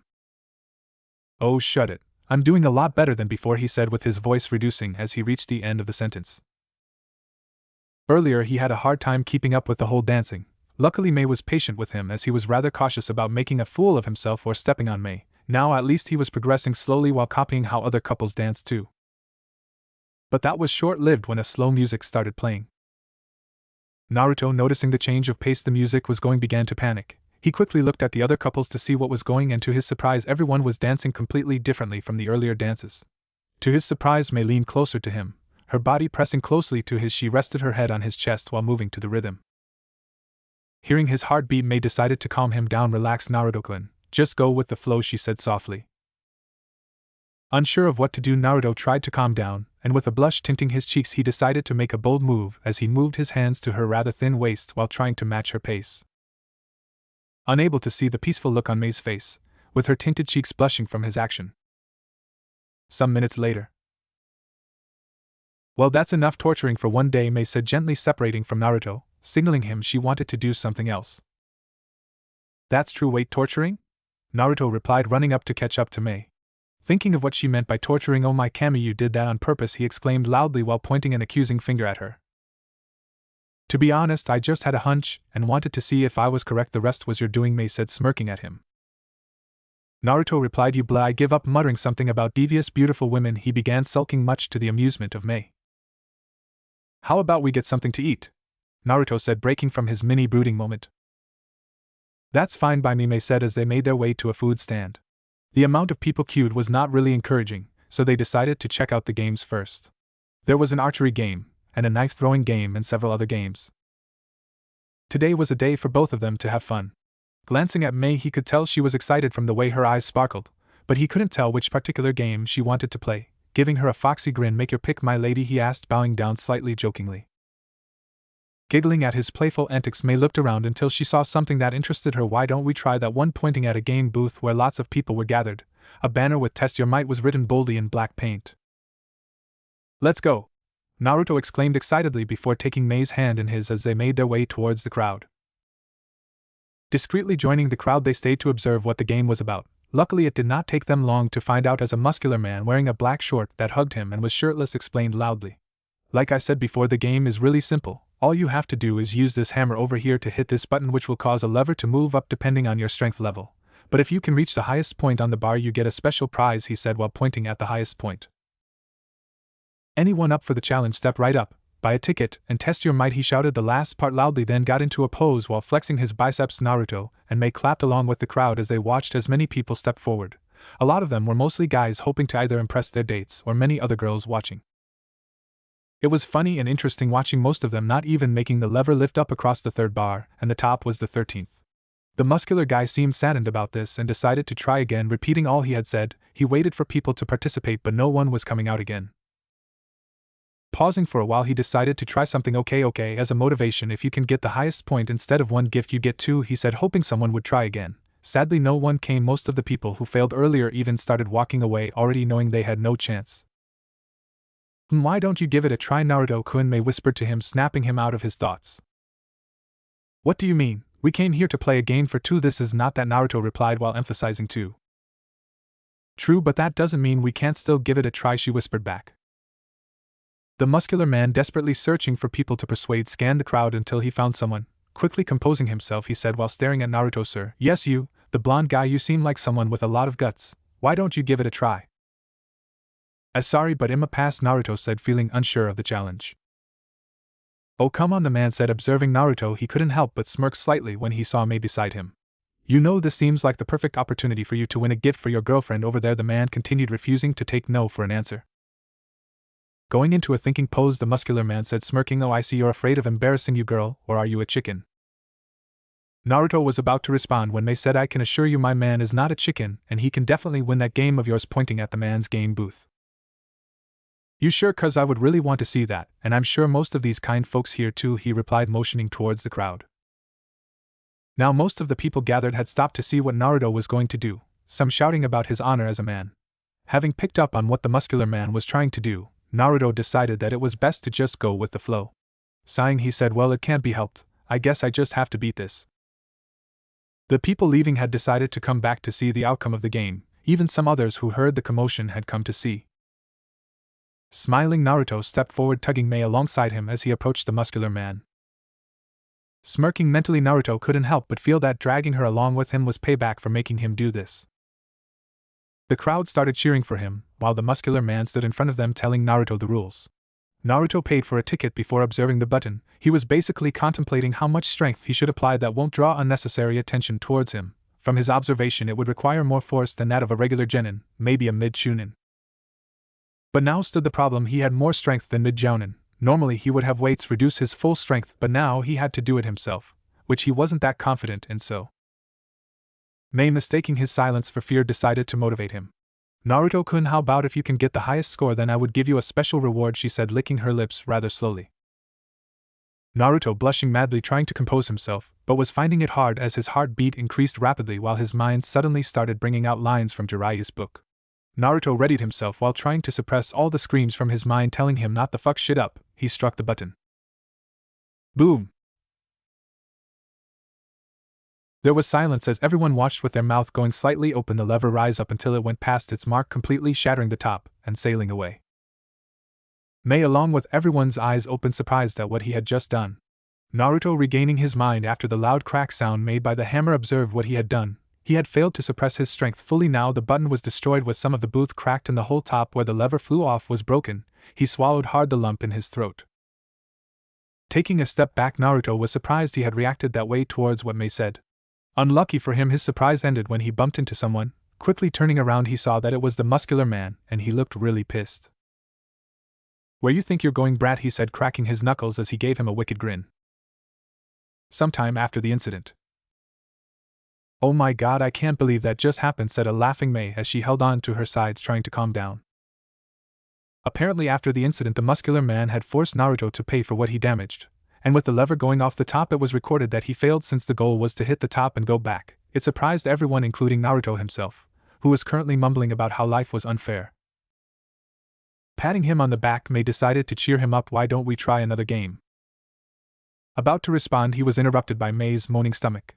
Laughing lightly, Naruto said, "Okay, but first let's get something to at least eat. Hopefully now some stands would be free," he said, taking Mei's arm in his, an action which he found very easy doing now. The food stands were still crowded, so they opted to walking around looking for anything to eat. Naruto was getting a bit frustrated about it, but luckily when he was about to say something, they saw a shop that was not as crowded as the others. Smiling brightly, Naruto tugged Mei alongside him as he went in. A few minutes later. "Man, that tasted good," Naruto moaned as he ate the dango they had just purchased from the shop.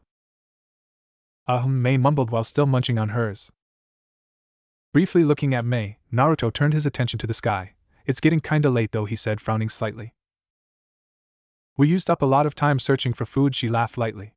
Pausing for a while, she said, "To be honest, I have to be asleep soon. I have a trip to make." What about the business stuff you mentioned?" Naruto said, now getting confused. "Ha ha ha, it's been taken care of for a while now," she laughed awkwardly, trying to reduce the tension. Laughing loudly, Naruto scratched the back of his head. "Well then, why don't we play one last game before I take you home?" "Sure," Mei said, smirking. "This time I'm picking," he replied, smiling brightly as they began the search for a good game. Seeing a game booth, Naruto studied it before grinning. He talked to the person in charge before paying for both himself and Mei. Each of them had 6 small plastic rings they could toss on the bottles to win a prize. They grinned at each other before competing on who would first win. Naruto, now rejuvenated with energy, went through his really quickly and ended up failing, which was weird as normally he had a lot of luck on his side. So he opted to cheering for Mei. Sadly, Mei so far had managed to knock down a bottle and fail 3 times.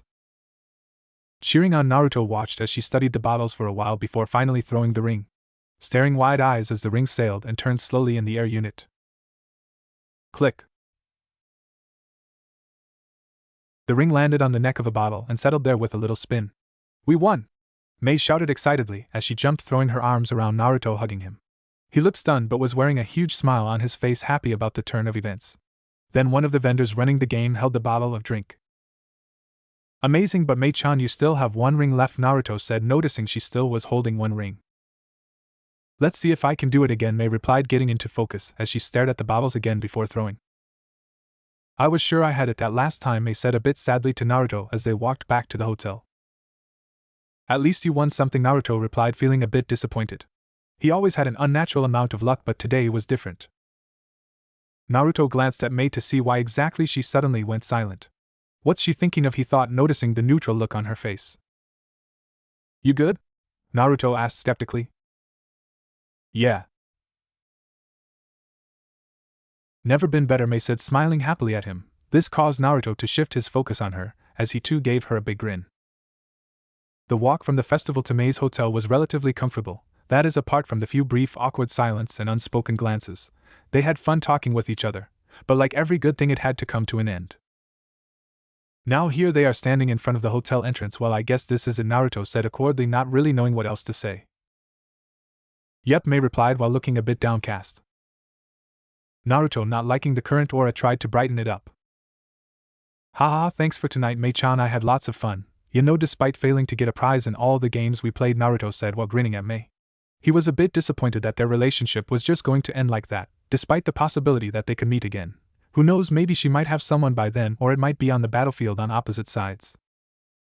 Yeah, you did lose a lot though, Mei said, giggling as if finding his bad luck funny. Some comforter you are, Naruto replied, faking a sad look which made Mei laugh. But I was really hoping to get you something, Naruto said, scratching his head to hide his embarrassment. It's fine, at least we got to have fun, Mei replied, looking at him, a light pink hue tinting her cheeks. I guess about to counter, but losing the energy, Naruto went silent. The both of them went silent for a while. Well then, good night, Mei-chan, safe journey tomorrow, Naruto said, turning from her, as he began walking away slowly. He wanted to do more, but currently he wasn't really feeling motivated enough.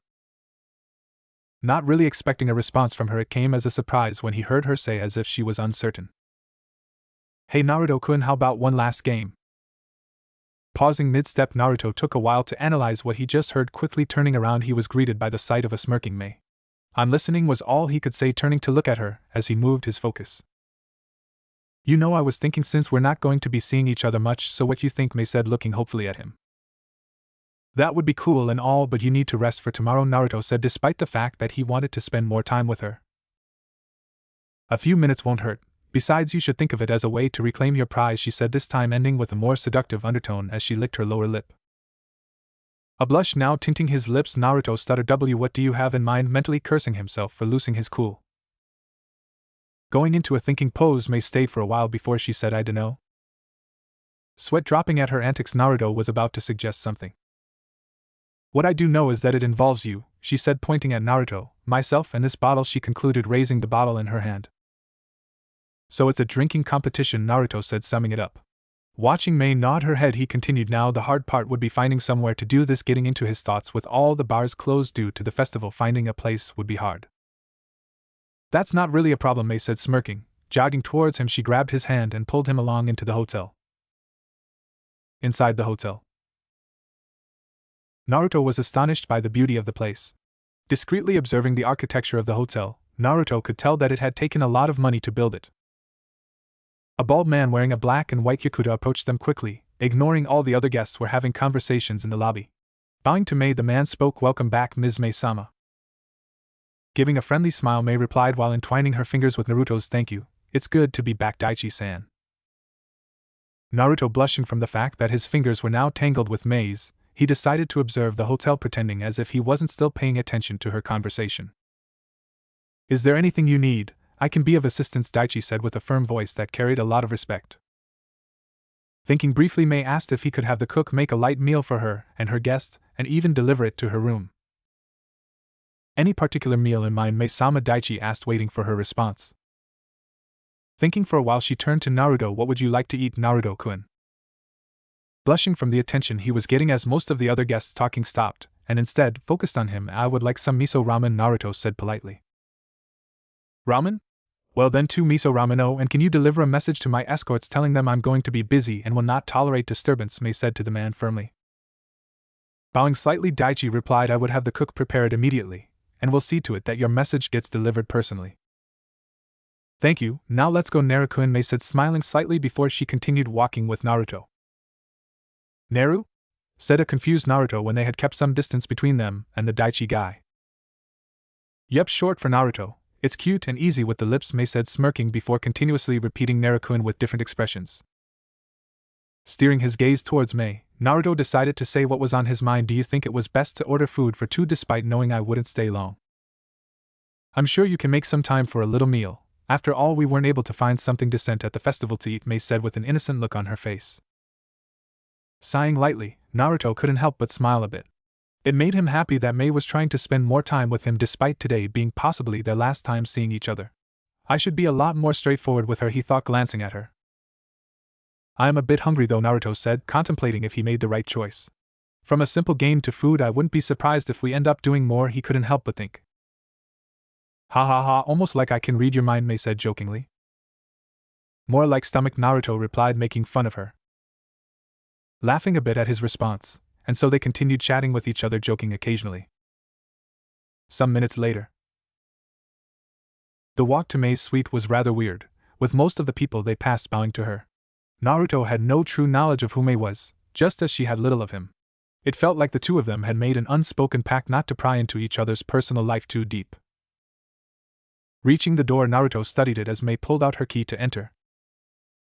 Heightening his senses, Naruto prepared for what was to come next.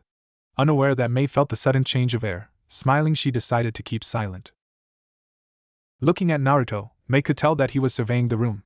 She had been observing his reaction for some seconds. Deciding to speak, she said, "So what you think?" while using her hands to emphasize the room. The room was spacious, with walls made of stones rather than fusuma, sliding wall panels used in Japan. They are made up of wooden frame covered by paper or cloth on both sides, understanding that this was probably done more for security purpose than design. Nevertheless, the design was beautiful, with lots of windows for good ventilation and a mix of milkish gold color with purple for some places mixed perfectly. The walls had paintings hung on them, and the room still retained the sliding doors but had stronger wood. The floor itself had some clean wood. The furniture inside seemed to be the same kind of stuff you see in a regular house, with only flower pots decorating the place. Well, it's nice and all, but it looks like it'll cost quite a lot of money, Naruto said, summing up his observation. Ha ha ha, it would cost a lot for an average person, but I'm an exception, she said before he could say anything. Cool, Naruto said, not really having a response. She must be really rich or something, Naruto thought, having heard her response. I'll be right back, I have to change into something more comfortable, Mei said, smirking at him. No problem, but if you keep me waiting long enough you might just come back to a passed out Naruto and an empty bottle of wine, Naruto replied jokingly while lifting up the wine bottle. Ha ha ha, don't you dare. Oh, and try anything funny, I'm a deal with ya, Mei said jokingly while she leaned on the bedroom door frame. Lifting up his hands to signal his surrender, Naruto said, I wouldn't dream of doing such a thing, swallowing his saliva in fear. Naruto had learned a long time ago, mostly from Jiraiya, that getting on a woman's bad side was not the right thing to ever do. That's good to know, she said, smiling brightly before going in and sliding the door shut. Taking his time, Naruto decided to study some of the paintings. He was always fascinated by art, the way it seemed like everyone had their own unique style, almost like how no two person can have the exact chakra feel. Honestly, it was disappointing that he wasn't good at it. Hearing a knock on the door, Naruto turned his gaze towards it, steering suspiciously. Must be that Daichi guy, he thought. A sliding door drew his attention to Mei, who was only showing her head for some reason. Mind getting that for me, she said. Sure, Naruto said before blushing slightly when he noticed Mei's shoulder show. It was clear now she still had not changed clothes. Thanks was all Mei said before closing the door. Opening the door, Naruto was greeted by the sight of a person wearing a light gray kimono with white design along the neck. The person looked pretty plain, kinda like a brown-headed Kabuto without the glasses. My name is Kato Sosake, sorry for intruding, but I was told to bring your order, he said, bowing slightly. Cool, come in, Naruto said, smiling as he stepped aside the door, letting him inside. Moving a cart which he kept outside with him, he entered into the room and began dropping the covered food on the table along with a big bottle of sake and 2 cups. Feeling his eyes twitch when he noticed the bottle. Naruto wasn't a real fan of alcohol, with his major problem being the fact that when one gets drunk your sense of awareness drastically drops. It was a bad thing for ninjas, and also the smell, yuck. Naruto, whose Mei's curious voice interrupted him from the other side of the room a bit loudly. Keeping his gaze on Kato, Naruto replied, it's the waiter, he brought the food. That's good, Mei said, sounding excited. Bowing to Naruto, Kato started the process of moving his cart. Stopping him, Naruto said, Kato-san, why's the drink here? He was curious and wanted to know the answer. Getting slightly surprised from what Naruto said, he replied, I was told to bring it here, something about a festival gift. That makes sense, Naruto said, chuckling lightly. It was best to just drop it. Kato, nodding his head, quickly left the room, closing the door behind him. The moment the door shut, Mei opened the other room door, walking out. She had changed her clothes now into a simple plain milk-colored t-shirt which looked like cotton but extra light in texture, and a nice dark blue shorts, some plain sport shorts. Looks like her sleeping clothes, Naruto thought, quickly summing up that they were when he noticed one big thing, no two big things. Mei's were now more defined, meaning she was wearing no bra, even her shorts, which was a bit spacious, aided in showing her curves and nice thick thighs. Blushing, Naruto turned his gaze back to her face. So what's first, food or drinks? He said, eager to finally taste ramen after a long time. Let's eat first, then maybe rest for some time before drinking anything, she said, sounding uncertain her decision was right. An hour later. They had gotten some decent rest after their meal and were ready to begin the competition. At first, when the drinking game started, they matched each other drink for drink. They all seemed to be holding it quite well, but soon it became clear that one of them could hold their alcohol better.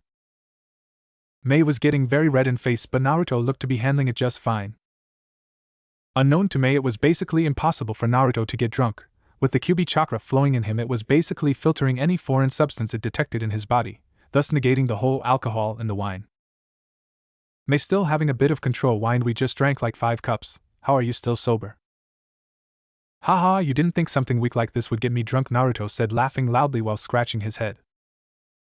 Then I guess we'll just have to drink more, Mei said, smirking at him as she poured more for the two of them. Cup after cup they drank. Now they were about to finish the bottle the waiter brought too. Looking at Naruto, Mei was surprised at the fact he didn't look flushed. It made no sense. Yao schwur you're not cheating at drunk, Mei said, moving forward till she was directly in front of his face. I'm not, it's like I said, the drink's not strong enough, Naruto said, stuttering. MMHH if you say so, Mei said, pouring one more glass, thus emptying the bottle, sliding it to Naruto. She watched as he drank it like it was water to him.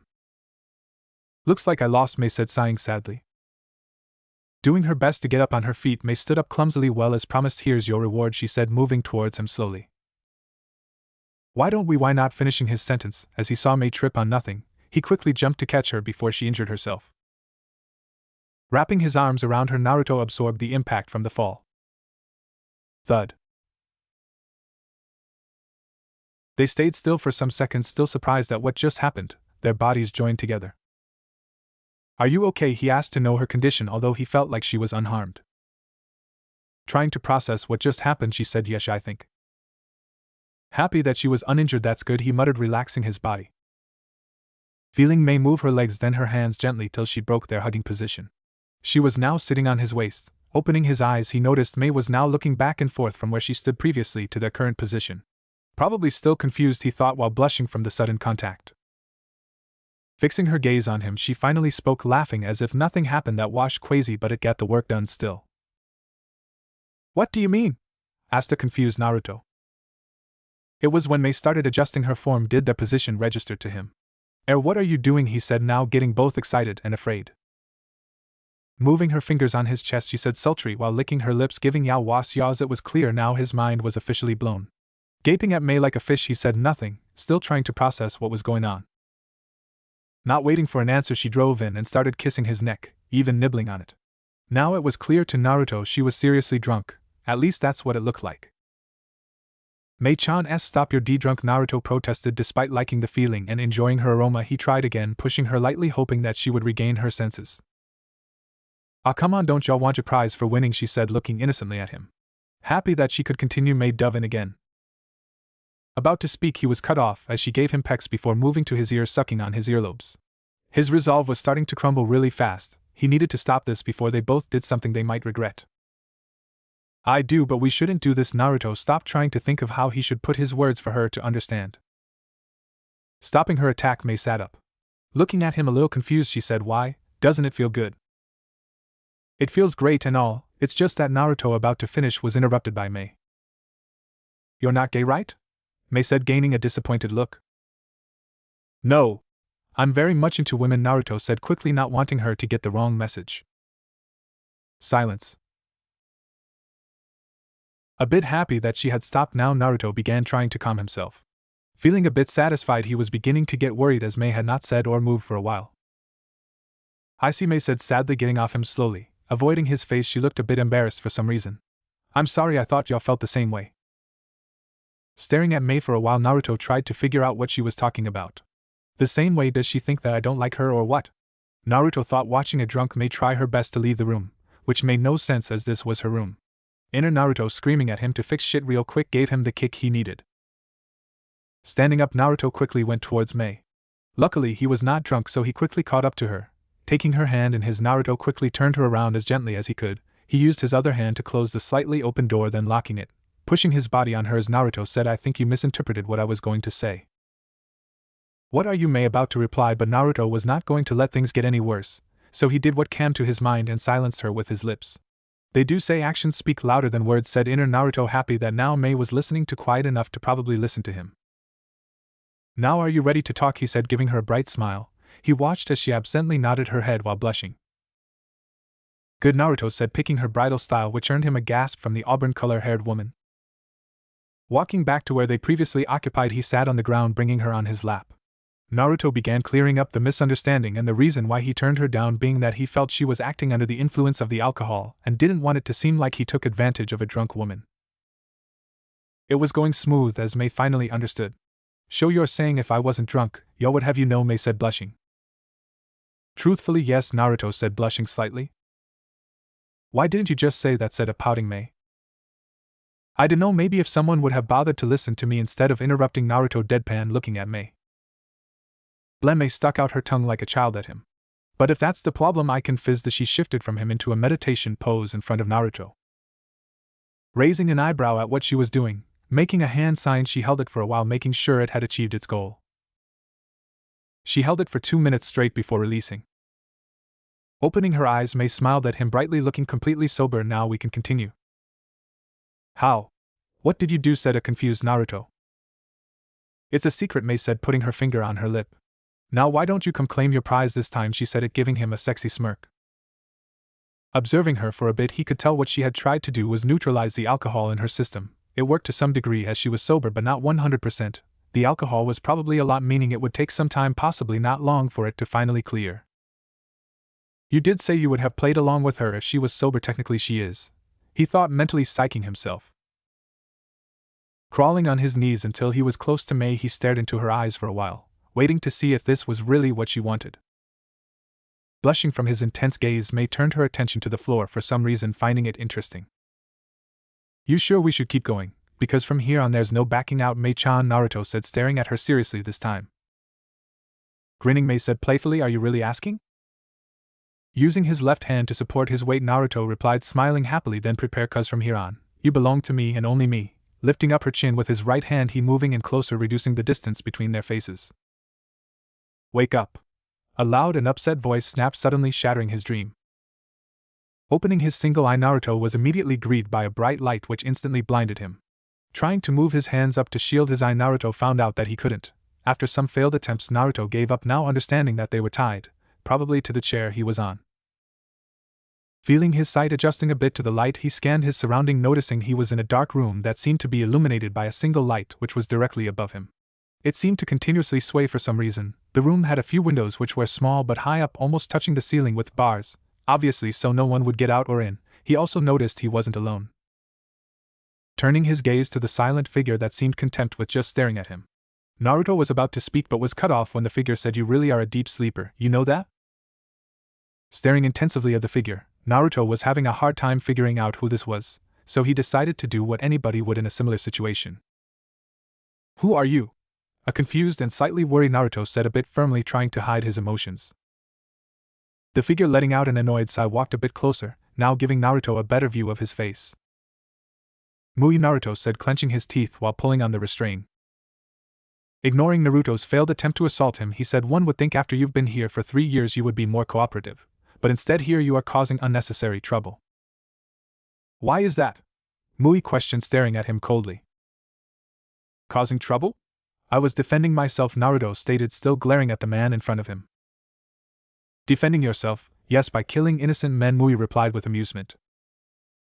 "Innocent men don't attack people in the shower," Naruto said. "Regardless, you would still be punished for breaking the rules," he said, turning to leave the room. Gritting his teeth in frustration, Naruto already knew that arguing with Mui was pointless, as he had already come to that conclusion that he was to be punished a long time. Naruto, seeing this as a chance to get information, quickly said, "Oh, and would this punishment include something like, I dunno, the box of bliss?" He knew it was a stupid thing to do, but with the baby steps Ryuzetsu was taking to get information, he was sure it would take a while. "Men, and what would you know about that?" asked the curious Mui, playing along with Naruto. Oh, not much, just that it's something of legend. You know, it's said to be capable of granting any wish, even raising up the dead between me and you. It sounds pretty sketchy, Naruto said, ignoring the look of surprise that Mui briefly had from the amount of information Naruto had. Ha ha ha, I assure you it is as stories say it is, Mui said plainly. Oh, I'm not done yet. The best part is that the only way to open the box is with a large amount of chakra, which is where I come in, right? Naruto said, smirking slightly, really hoping Mui would respond the way he wanted. You need me to open it, Naruto stated confidently. Laughing lightly, Mui said, I guess I was wrong. You are a lot smarter than you look, which earned him an angry glare from Naruto. You still are wrong though. You see, I need what's inside you. I admit that you have a large capacity of chakra, but only that wouldn't be necessary for what we have planned, Mui said. Three eyes opened in surprise from what they just heard, one pair belonging to a figure hiding outside watching their conversation and the other single eye belonging to the person strapped on the chair. We? Naruto questioned, picking up on Mui's slip-up. A knock on the door broke whatever the two figures wanted to say next. Well, I have already said too much. I will be seeing some other time, Mui said, waving Naruto off, knowing it would anger him. Wait, you haven't answered me yet, Naruto yelled, trying to get him to stop. Some other time, oh, and please try to enjoy your week of correction. Who knows, it just might be your last, Mui said, stepping aside for someone else to walk into the room as he went out. The door shut behind him, loudly ending their conversation. Bastard, muttered Naruto, a bit angry. He wanted to get more information from Mui for Ryuzetsu, but the little he had would have to be okay. Sighing lightly, Naruto focused his attention to the floor, missing the figure that retreated from the other building roof. An hour earlier.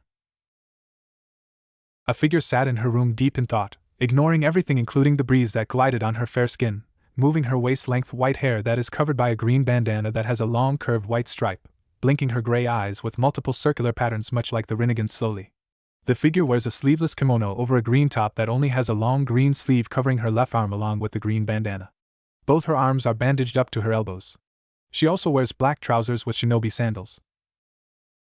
She was getting worried about Naruto. Usually after getting treated, the prisoner would undergo correction then be released back to their cell.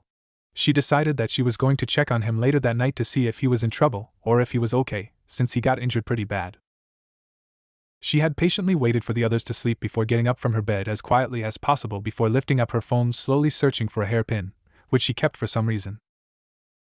It was really hard finding it with the limited light that entered her room, but when she did, she tucked her pillow under the bed sheet to make it look like she was still around, should a guard come by. But the probability of that happening was very low, as the guards hardly check on the prisoners even after Naruto's numerous escapes. They didn't learn at all. She quickly but quietly opened the door before creeping out, making sure to close it behind her. Trying her best to not wake up the other prisoners, she started her search for Naruto. It had taken her some time to find him, as she anticipated he would be in the health center. But sadly he wasn't, so the only other place she thought he would be was the correction center. Making her way stealthily, she climbed walls and jumped from roofs, moving swiftly. She had to make it there quick and then back to her room before anyone suspected anything. Correction Center. After a lot of searching and fails, Ryuzetsu had finally arrived at a room she felt was where they kept Naruto. Looking for a good spot, she found one quickly on a building facing directly opposite the room.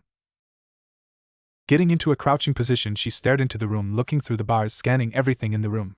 It was kinda hard as the whole room was dark, only with the two sources of light being the one window and the light bulb hanging from the ceiling that seemed to sway with the breeze. Scanning the figure that sat on the chair directly below the light, she quickly recognized the person as Naruto, who was talking to another figure which she couldn't get a clear view of. Listening to their conversation, she summarized that the other figure was Mui and that they were now talking about the box of bliss.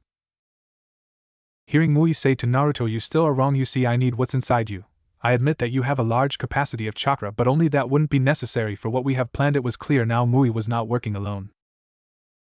Her prayer that Naruto would be able to get information on who else had planned this whole scheme with Mui was squashed when Mui realized his mistake and ended their conversation. Hearing the door shut close, Ryuzetsu let out a tired sigh. She had basically missed the whole conversation but was a bit happy that Naruto was able to get something from Mui. Taking one last worried look at Naruto, she quickly but discreetly returned back to her cell.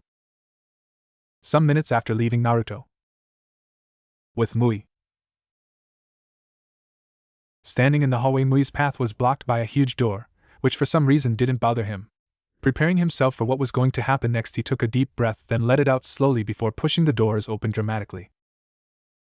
Closing the doors behind him, Mui made a hand seal, then touched the wall. Immediately inked writings moved along all the corners of the room. Four masked figures sat impatiently staring at Mui as he took his time to make sure the room was secured. Turning around, he calmly walked away from the door, bowing slightly in front of the four masked figures. Mui lifted his head, saying, "Elders, I apologize for calling this meeting under short notice, but I have very important news." Shifting slightly, the figures focused their gaze on him before the one wearing a horse mask said, "And what is this important news about?" "Naruto Uzumaki, the Nine Tails Container," Mui said firmly with a bit of confidence in his tone, knowing that once they heard the name, they would immediately become interested. "What about him?" the cheetah masked man inquired eagerly to hear the news, with hope that it was one that played in their favor. "He has been captured and is currently in one of our correction facilities undergoing special punishment," he said, emphasizing the last word. "What?" the sheep masked man exclaimed with a bit of worry. He did not remember them giving an order of such. "Ha, that's good, then we should begin preparation immediately," the horse masked man said with excitement. "Wouldn't that draw unnecessary attention towards us?" the cheetah masked man said, which confused some of the others. "He's right, rumors have spread of a spy amongst our ranks leaking private information. With the Konoha shinobis going on a temporary alliance with the Cloud, it's almost certain they know what we're up to, and are seeking an opportunity to swoop in," the monkey masked man said. "He's right, not only do we have to deal with the other villages intervening, but the mole who may or may not have noticed that the Uzumaki is indeed missing," the sheep masked man stated with a bit of anger. "Calm down, all of you. I know it may seem like this could jeopardize the plan, but you should also understand that Mui is not stupid. He probably has a reason why he did it," the monkey masked man said, having observed how Mui had been calm during their argument. Getting into a thinking pose, the monkey masked man decided to speak up. "Now, can you tell us why you chose to make a move on him when we didn't agree on it?" "Apparently the Uzumaki had a fight with some gang members. He was severely injured, so he was taken to the doctor for minor treatment. I simply observed this as the perfect opportunity to abduct him, and if anyone is suspicious they would believe he is undergoing punishment for breaking the rule at the correction center," Mui said, stating clearly. I don't think anyone would suspect anything after all the punishment for breaking the rules are clear," the horse masked man said, a bit happy that things were going in their favor. "Still, if a challenge like this occurs again, it would be best to speak to us before making a decision," the cheetah masked man said firmly, with the monkey masked man agreeing with him. "Anything else?" the sheep masked man asked. "The boy seems to have somehow acquired knowledge about the box. He even has a vague understanding of our plan," Mui said with a friend on his face. "What? That is impossible!" shouted the horse masked man, standing up from his seat.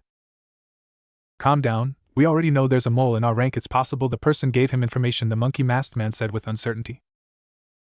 "Yes, that makes sense," the cheetah masked man said. "Does he know when the box will materialize?" the sheep masked man said, staring firmly at Mui.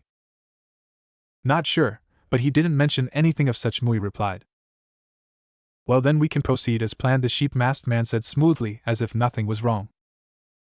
The rest of the men got confused and were about to complain, but he continued speaking. "Think about it. Even if he knows about our plan, it wouldn't be enough to help him, because the box would materialize before the week comes to an end, and he, on the other hand, would expect some time next week."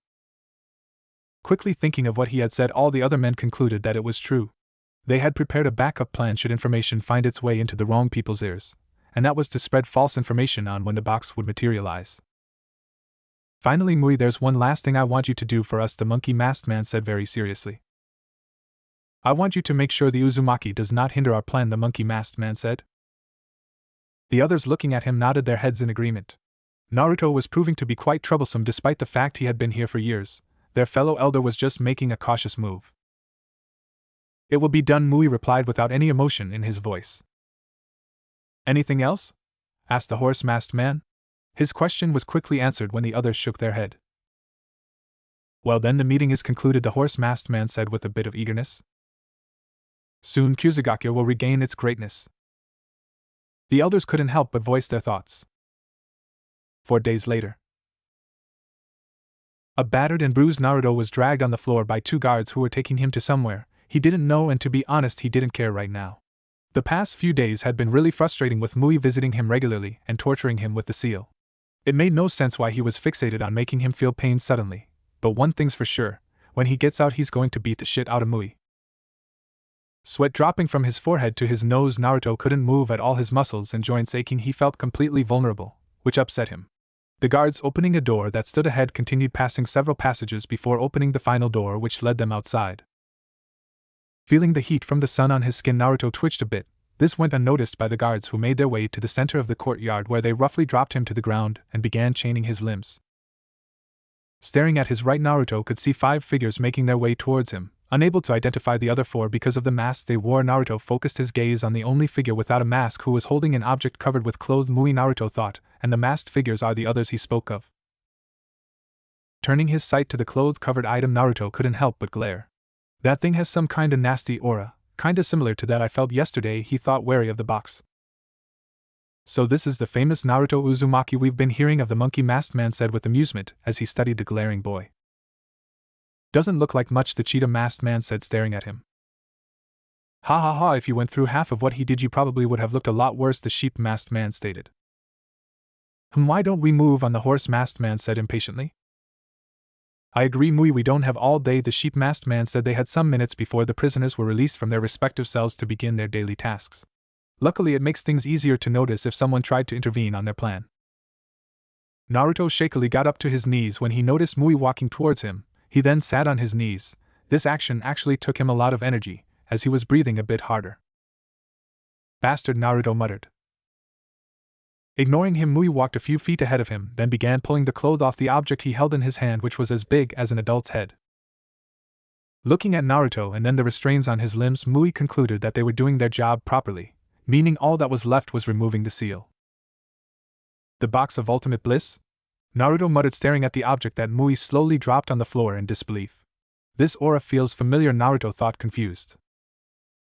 Making a hand seal, Mui muttered, fire release.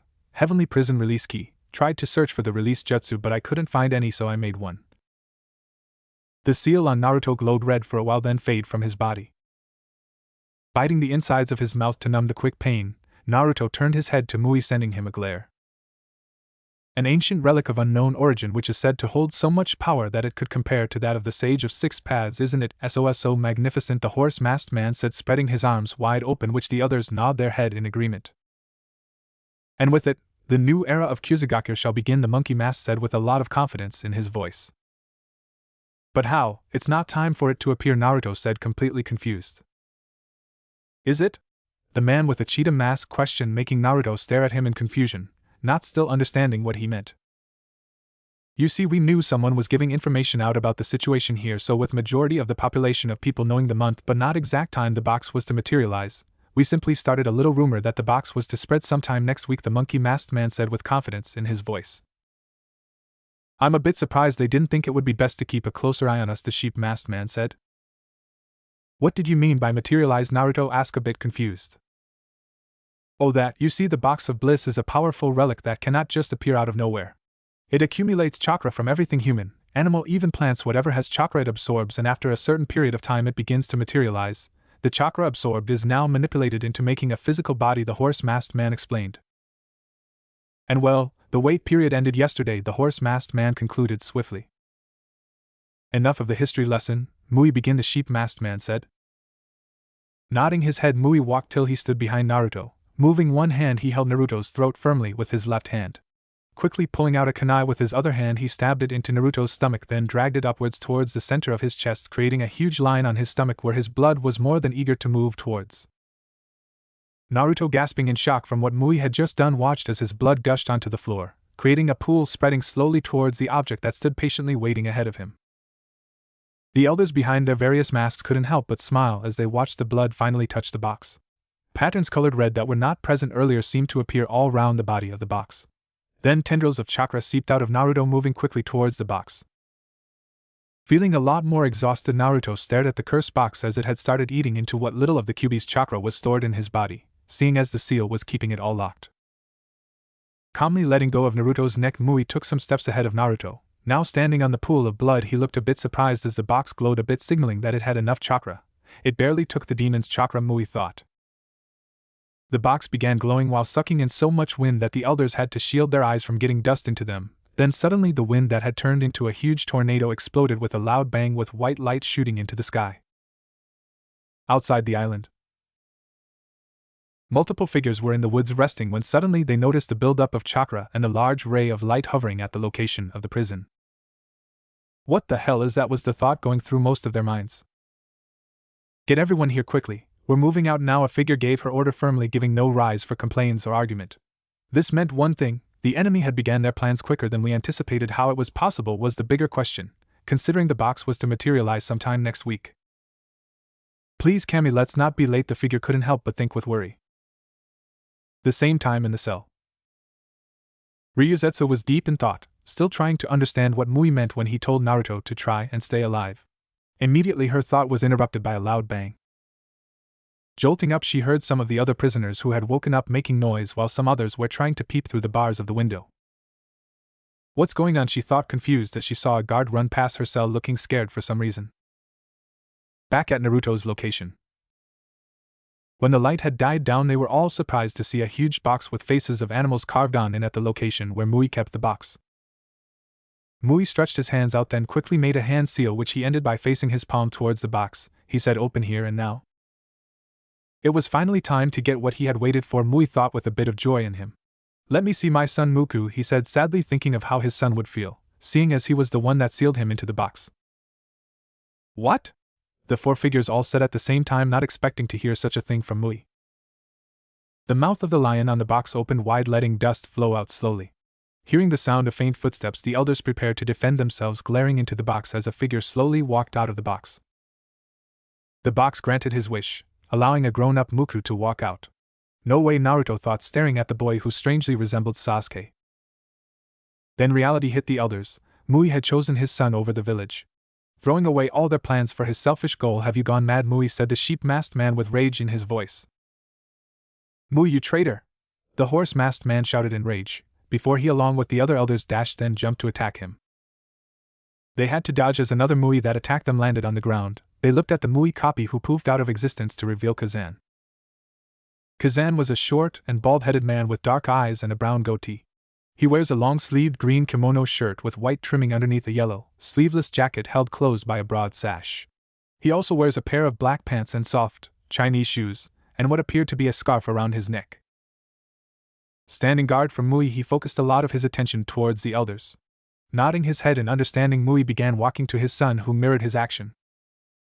Just when the distance between both of them was about to close, Muku's face hardened a bit as he threw his right hand forward while straightening his finger. Muku pierced his father through the chest. Watching his father's facial expression change from joy to pain, he pulled his hand out, letting the body drop to the floor. Hearing the elders gasp and the sound of something drop, Kazan briefly turned to look, and to his surprise, Mui was on the floor while his son's hand was bleeding. "Mui!" Kazan shouted as he rushed forward to attack the young man with his Kuzurigama. But before he could attack Muku, Kazan was bisected by Muku with his bare hand quickly. Walking over their body, he focused his gaze on the chained boy. The elders, seeing what had happened to Mui and Kazan, were becoming scared. "Impossible, the contract does not allow you to attack your summoner," the sheep-masked man said in fear as he continued moving back. Ignoring them, Muku stood directly in front of Naruto looking at him. Lifting up the kneeling boy's face to look at his, Muku took a long sniff off Naruto's scent before finally speaking. "Not only are you an Uzumaki, but also a Jinchuriki. Interesting." Then Muku's head shifted back a bit, as his whole eyeball seemed to get black until it was impossible to tell if he even had any eyes. "A body worthy of my control," he said, opening his mouth as black mist seeped out, moving into Naruto's. "If he takes the Uzumaki's body, it would be impossible to stop him," the monkey-masked man said with anger.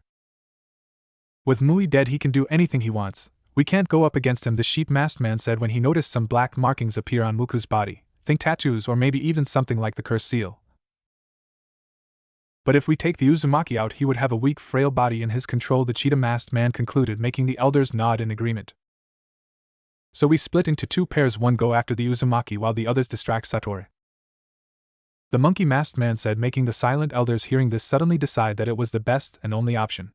Rushing towards Muku, they jumped up preparing to attack when black tendrils shot out of Muku's body, wrapping around them.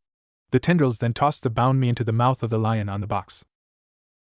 Naruto, not noticing any of this, was in a trance-like state, where all he could do was stare into the eyes of Muku for some reason. Feeling his body relaxing, Naruto was trying to comprehend what was going on, and why his body was feeling weird.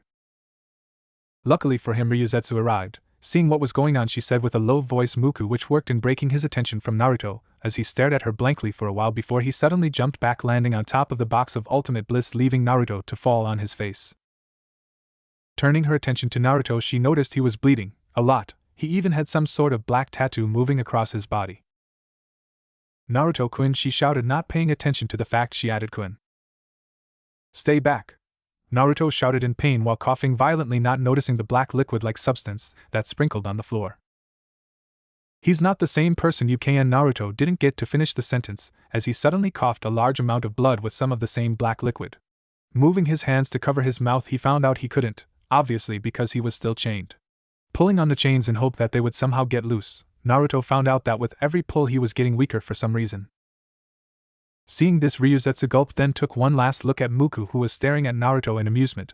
While ignoring her and everything else, she quickly dashed towards him. What's going on? Naruto thought in frustration as he felt his body suddenly increase drastically in temperature. He was beginning to feel like Mui and his family really disliked him. Hearing footsteps grow louder, Naruto turned to see Ryuzetsu, who hurriedly got on her knees. She quickly placed her hand on the open wound on his belly. I told you not to come near, Naruto said, unhappy about her recklessness. What if Muku attacked her? He thought with a frown. Yes, and I ignored you, she said with a bit of humor. As she ripped the bottom of her shirt off, she quickly wrapped it around his stomach to cover the wound. It'll hold up for a bit. Let me search for the keys to the locks, Ryuzetsu said, turning to looking amongst the dead bodies for who she thought held the keys. Some guards took it. I think they were heading to the cell, Naruto said with uncertainty. Okay, I'll go search for. She stopped when she heard Naruto gasp loudly.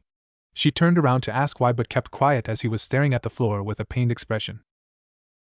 What's wrong? Ryuzetsu said with a bit of worry, noticing Naruto breathing a lot heavier as sweat rolled down his face rapidly. Gritting his teeth from both pain and anger, he looked up, noticing Muku smirking at him. Hot, Naruto gasped, knowing now that something was very, very wrong. His muscles were feeling a lot lighter, and his vision was becoming blurry. Naruto knew he couldn't hold it in for long. His body was already weak and at its limit from both the torture and loss of blood, but that didn't mean he would give up easily. Slowly it became very clear to Ryuzetsu what Naruto was going through when his body started steaming with the tattoos that moved round his skin glowing red. Fuck! Fuck! Fuck! Naruto shouted curses continuously while biting the insides of his mouth to numb the pain, which was increasing very fast. Opting to breath through his mouth, Naruto quickly found out that it made no difference. His chest felt heavy and his chakra was getting drained fast. He's weakening me by eating my chakra, and with the fox chakra locked I won't last, Naruto thought, trying to come to a conclusion. Get Tihikeki fast, he said as quickly as he could. Not saying anything, she nodded her head and quickly stood up, running to the cells to find the guards he was talking about. But it was going to be hard as she didn't know which guard or where they went. And Naruto screamed, pulling on his restraints a lot more aggressively than before. His skin was getting a lot hotter as it started melting, pouring and dripping down his face like wax, with blood leaking slowly from his ears, nose and eye sockets. The smoke became thick black, making it very visible even from a far distance. Turning back, Ryuzetsu stopped her running as she stared in horror as she watched his whole body get consumed by fire that seemed to materialize from nowhere. Hair was set ablaze with some breeze blowing strands away.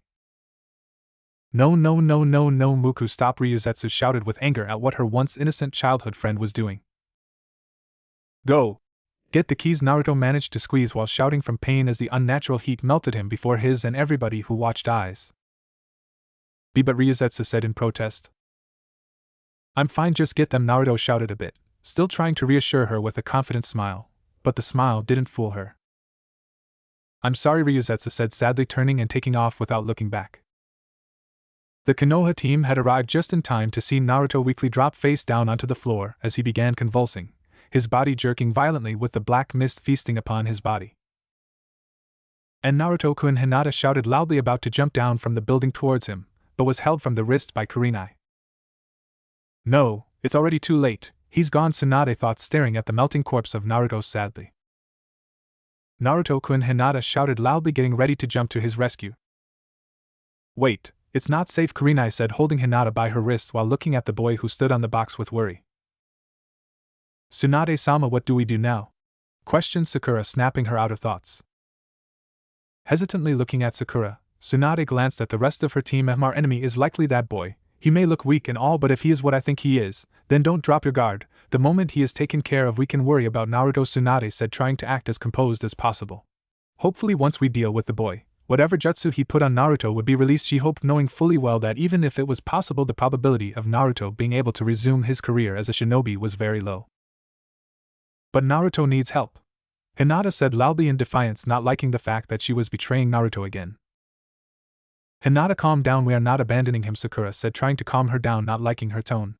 Can't she tell Tsunade is feeling just as worried as she is? Sakura thought, glancing at her master briefly. But Hinata stuttered with anger while clenching her fists. Enough, Kakashi, Yamato and you're with me. We're going to try and move the boy's attention away from Naruto, then take care of him. Sakura, Hinata, Kurina, you wait here. As soon as he leaves the area, secure Naruto. Tsunade gave her orders, looking at the boy on the box. Taking a glance at Hinata, Kakashi couldn't help but hope that she would keep her emotions on check, as it was clear to everyone how she felt about Naruto. The last thing they needed was worrying about someone ruining their plans. Hokage-sama, what would I be doing? Sai said with a hint of confusion when he didn't hear his name. Seeing as you still are exhausted from the trip, it would be best for you to find a secure place where you can rest. Hopefully assist Kurenai and the others, Tsunade said, knowing that Sai was still a bit drained from creating the birds that transported all of them here, as not only would it have taken long to arrive if they used the water, but they would have had to deal with the whirlpools around the prison. Alright, everyone into positions, Tsunade said after seeing everyone nod their head in understanding. Meanwhile, with Muku patiently watching as his soon-to-be new body was undergoing reconstruction, he noticed a shiny object approaching his left quickly from the corners of his eyes. Waiting until it was very close to him, he threw his left hand up and grabbed it, stopping the weapon from hitting its target. Smiling at the failed attempt to harm him, Muku paid no attention to the dangling tag tied on the end of the weapon. He didn't get to finish what he was about to say as the tag exploded, engulfing him in a large explosion, throwing him completely off the large box where he stood on, leaving a thick dark cloud of smoke at his previous location. Having no time to comprehend the situation, Muku was forced to dodge more and more projectiles that headed his location as smoke covered his view from the position of his attackers. With Sakura, Kurenai, and Hinata rushing to Naruto's location, the group was immediately welcomed by the smell of burnt flesh and the gruesome sight of their fellow shinobi. Doing their best to ignore it, Kurenai ordered Sakura to break the chains while Hinata watches in case of any surprise attack. Getting closer to the body, Sakura ignored the temptation of trying to heal him, as she was not sure how the seals would react to her. Grabbing onto one of the chains, Sakura tugged on it repeatedly, hoping to snap it, but for some reason nothing was happening. Getting frustrated, she decided to get a closer inspection of it. You've got to be kidding me, she thought, angry. What's wrong, Sakura? Kurenai asked when she noticed the worried look on Sakura's face. It won't work, the chain, it's made of chakra metal and has some weird writing which is probably strengthening seals, Sakura said, upset about the situation. What are we going to do then, Kurenai-sensei? Hinata asked with worry while taking glances at Naruto. And the only option would be to keep watch over him and maybe find some way to inform Tsunade-sama about the situation, Kurenai stated, watching the battle going on. But then we would still need the key, Kurenai thought. Why don't we ask Sai to help look for the key to the lock, Sakura said. That's much better than waiting here, Kurenai thought. Seeing Hinata nod her head in agreement to the plan, Kurenai informed Sakura to signal Sai for help in retrieving the key. Turning to the location Sai went, Sakura stared for a while. Something's wrong? Sai said to himself when he noticed Sakura looking at him. Knowing that she had his attention, Sakura quickly went on to start making weird hand gestures, informing him about the situation. She wants me to find the key, Sai said, understanding the signal. That's not going to be easy, but I'll give it a try, he thought, trying to be positive. Okay, he said as he quickly turned, dashing into some random location. You're sure he understood what you were implying? Kurenai asked, not really trusting the method Sakura used. Yep, Kurenai-sensei, Sakura said as she took a position guarding her falling teammate. I hope he gets here in time or things might get a whole lot worse, Sakura and Hinata thought with worry, fearing that with Naruto's current condition the Kyuubi might use it as a means to try and escape. Meanwhile, in Naruto's mindscape. Drip. Drip. Opening his eyes, Naruto stared below him. Noticing he was impaled by a long black-looking pole that had large spikes along its body, making it look like some kind of cactus. It held him high above the floor where a figure stood, moving his dangling limbs in a desperate attempt to free himself. There's no need, the black figure said, staring at him directly from below. Laughing lightly, he turned around, walking slowly towards the cage where the Kyuubi resided. If you think I'm going to let you kill the kid, you're absolutely wrong, the Kyuubi said angrily, knowing that if Naruto died, so would he. The seal works different here than in the anime. It basically links both Naruto and the fox's life together, so if Naruto dies, he would go into the Shinigami stomach along with the fox. You have no other option to watch like the nice observer you are, the black figure said, smiling, knowing the beast was angry from his comment. Turning towards the location where he heard footsteps, the shadow closed his fist, commanding weird-looking tendrils to rise up from the ground to subdue whoever was there while he focused on the fox. Huge tendrils erupted from the ground, wrapping around the limbs and tails of the fox. The shadow smiled, watching the struggling fox as each tendril split, stabbing into the fox's limbs, making it roar as some liquid similar to that of Naruto's gushed out from its open wounds. Feeling weaker and weaker the more the seconds passed, Naruto was sure that he wasn't going to make it this time. Deciding to turn off everything going on, he reflected on his life. He was quickly welcomed by the feeling of sadness. Kondo, he had not achieved any of his dreams. Flashback. A nude Mei who laid on the bed stirred, having been woken up by the sound made by the other occupant in the room. Observing him closely, she watched as he turned around in the room looking for something. He walked to the door that faced the room, sliding it open. Then after some minutes he came back with lots of clothes in his hands. Dropping them on the chair in the bedroom which was beside the large window, he began separating hers from his, then wearing his. "You're leaving already?" he heard Mei say with a saddened tone as she watched him dress up. "Yeah, I'm kinda late for an appointment right now, but don't worry, once I'm done I'll be back," Naruto replied, giving her a smile. He didn't intend on waking her up like this, and at the same time he also didn't want to just leave without telling her. "Something bothering you?" he questioned, noticing she still looked sad, which worried him. Damn that arrow Sanin for this, he thought, furious at his sensei. "No, it's just that after yesterday," she suddenly went silent, clutching on the sheets, not knowing how to put the words well. Beep. His brain quickly understood what was going on. "I know, I promise you it's not like that." Halting his dress up, he paused briefly, then walked towards her, placing his palm on the bed. He leaned and nuzzling her cheeks. He moved and kissed her lips softly, hoping to remove any form of doubt from her. Naruto then rested his forehead on hers as he closed his eyes, taking in the scent of hers. "I would never do that to you, Haim. Everything I said last night was the honest truth, and to be honest, I would rather be here all comfy with you than be with some perverted old man," he said, smiling as he saw her mood brighten slightly. "Sorry, I was just worried," she said, nervously gazing into his blue eyes. "It's okay, Haim. So what time would you be leaving?" Naruto asked, getting back up and backing from the bed a bit. "Maybe in the next 3 to 4 hours, Mei answered, blushing slightly as she slowly stood up from the bed, letting the blanket covering her fall off, exposing her breasts to Naruto, who was glancing at them repeatedly. "Oh, I'm not going to be able to meet up," Naruto complained, already knowing that Jiraiya was going to make him do some serious training that would probably keep him busy all day. "It's okay, but," she replied, stretching her limbs. "Can you promise me one thing?" Mei continued, standing up and looking at him with a worried gaze. "Sure, anything," Naruto replied, turning his focus to her. "I know it's weird asking you this, but can you remember me and the time we spent together?" she said with hope in her voice. Why would she? Oh, I see. So she's just worried I would forget about her, Naruto thought, mentally smiling at the fact that she really liked him. That won't do, Naruto thought. Looking at Mei, "I promise, and should we meet again I won't hesitate to make you mine," Naruto said firmly. "That means we're not allowed to die until we fulfill the deal," smiling from his reply, Mei said as she walked towards Naruto, helping him ease out the wrinkles from his clothes. "Yes, ma'am," he said, saluting her. Flashback end. "Son, don't give up," a voice said loudly through grunts. "Seems like I couldn't hold my end, Mei-chan," Naruto thought, tiredly ignoring the voice as he watched the blackish goo substance continue to move from his body into the rod, which eagerly absorbed it. "Goodbye, him," Naruto said softly, feeling the energy in his chest gradually diminish as his eyelid closed slowly. His body went still with his form slowly crumbled into dust.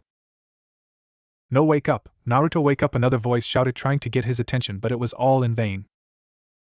"RRRWWWQB," shouted in anger, as it watched its host give up without putting much of a fight. Kushina and Minato, feeling tired from the rate the tentacle was absorbing their life force, could only stare at it attack the QB, absorbing various parts of its body at a very fast pace. Some minutes later, a figure stood in a dark hallway with surprise at what was going on, taking in the view from the collapsing room to the occupants inside.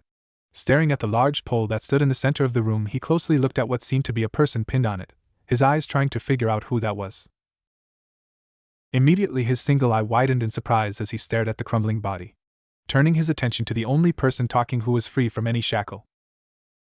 His gaze hardened as he summarized that the man was the cause of everything going on here and his death. Feeling his anger build up quickly, he tightened his knuckles as a liquid substance poured out from his palm before morphing into a black katana. Out of thin air, he took a step forward before quickly fading with the wind, causing the water to ripple. Seeing his opponent getting closer to him, he lifted his sword upwards and swung, hoping to dissect the fool quickly. Hearing a sound, the Shadow Man immediately swerved around on instinct, dodging a downward slash by the new attacker. Jumping a bit to give space between them, the attacker wasn't done as he followed the Shadow, turning his grip. He then continued slashing at him, following the Shadow's every step. He was placing light cuts on the Shadow Man, who continuously tried to avoid the violent swings. Dodging a slash, the Shadow Man took the opening to claw at his opponent's face, but the figure hopped back, avoiding the attack. Pausing, the two figures stared at each other. The Shadow stared into the eye of the same man he had just recently killed. Getting confused of the situation, he quickly glanced at the figure on the rod. Seeing that he was still there, he finally understood the situation. No wonder he gave up quickly, the Shadow Man said plainly before he took towards the young Naruto, stomping the ground hard. Tendrils tore through the water beneath them, heading towards young Naruto, who quickly backflipped while swinging his blade to shred any tendrils that was close to him. Crouching low, he dashed towards the Shadow Man, dodging the remaining tendrils. He threw his blade towards the Shadow, who was forced to dodge the blade. Not giving him time to regain his bearing, Naruto began attacking immediately, unleashing rapid punches and kicks. "He's alive?" Kushina questioned, confused and at the same time glad about the sudden turn of event, while watching as the two fighting figures dodged the rocks that dropped from the roof of the room, never breaking their dance. Minato, on the other hand, couldn't help but smile at Naruto's display of skill, but that smile didn't last long when he noticed something. The Kyuubi, seeing that the Shadow had lost his focus, began moving his limbs violently, trying to free the binds on him. Feeling most of them shred, he growled in anger as he stared at the fight between Naruto and the Shadow. Hardening his gaze at the Shadow, he ripped the tendrils off him and dashed into the gate, ramming into it continuously. No, the fourth Hokage and his wife said as they laid on the floor with tendrils wrapped around their hands as the black liquid substance slowly crawled up their stomach, eating all their energy. They watched in fear for their son as the very hope they had for his survival dwindled before their very eyes. Crack. Finally, the gate gave in to the attacks of the fox, with no chakra in Naruto's system to strengthen it. One end swung open with the top hinge breaking, while the other flew completely off from the Kyuubi's brute force, sailing towards the young Naruto and the Shadow. Naruto, feeling something approaching him, quickly rotated mid-swing. Pulling his hand towards himself, he watched as the bars of the gate passed him. The Shadow, who had already positioned himself safely, smirked as he watched Naruto rotate through the space in between the bars of the approaching gate, while he just stood. Landing roughly, Naruto wasted no time as he dashed at the Shadow to resume his attack. Forming kunais in each of his hands, Naruto attacked, taking turns swinging each blade at the man. Boom. "You're able to survive despite the fact your other half is destroyed," the Shadow said, ducking under Naruto's overhead swipe with his right hand. He blocked another of the other hand that Naruto moved to stab him in the stomach. Ignoring the fastly approaching and loud noise made from the Kyuubi running towards them, Naruto could tell that if the footsteps were from who he guessed, he was in trouble, as he was backing the cage while the Shadow on the other hand was facing it. "Shut up," Naruto said with anger as he headbutted the man and pushed him back, hoping that he would get an opening. He watched as the man's head melted from the impact from the attack before building up back. "You truly are a worthy vessel," the Shadow said, giving Naruto a full evil grin, exposing his sparkling white teeth as he attempted to grab both of Naruto's fists. Turning their gaze to the side when they noticed the sudden shadow that enveloped them, they saw the hand of the Kyuubi heading towards them with incredible speed. The fox was going for a full hand sweep, wanting to catch both of them in the attack. Thinking fast, the young Naruto quickly relaxed his body, making him sink into the water beneath. The Shadow, on the other hand, lifted his hand to shield himself from the attack but was thrown off his feet, bouncing on the water like a skipping stone. He twisted his hands, using them as a spring to throw himself on his feet to slow down the impact. He paid no attention to his damaged body as it began repairing the damage. www. Planting his feet on the floor, causing the water to ripple, the Kyuubi wasted no time in rearing his head back as his mouth opened wide, throwing it forward with a mighty roar, causing water to ripple, then finally split into two from the pressure of the wind, while the wind traveled towards the Shadow's direction. Amazing, even with 60% of its life force gone, and without the use of chakra, it can pull off something like this, the Shadow thought, smirking as his body stitched together, covering the glowing white orb in his chest. Slapping his palms together, he then placing them on the water as a wall of the same kind of black goo substance lifted from the floor, defending him from the Kyuubi's attack. Naruto planted his feet to the floor, doing his best to stay grounded. Unfortunately, he didn't last long as he was blown towards the Shadow due to the water splitting in the middle, exposing him to the direct wind pressure. Acting on instincts, he shielded his eyes, not wanting something to get in them. "The hell is that?" Naruto thought, getting a glimpse of the white glowing orb in the Shadow's chest before it was consumed by the black goo substance that made him. Feeling the wind pressure died down, He pulled out a chain that had what looked like a kunai at its tip, Scorpion's weapon in Mortal Kombat, and threw it at the Shadow's back, hoping to catch him off guard. Naruto smirked when he heard a grunt, tugged on the chain, pulling himself towards the man as a new katana materialized in his right hand, preparing to stab the Shadow in his heart.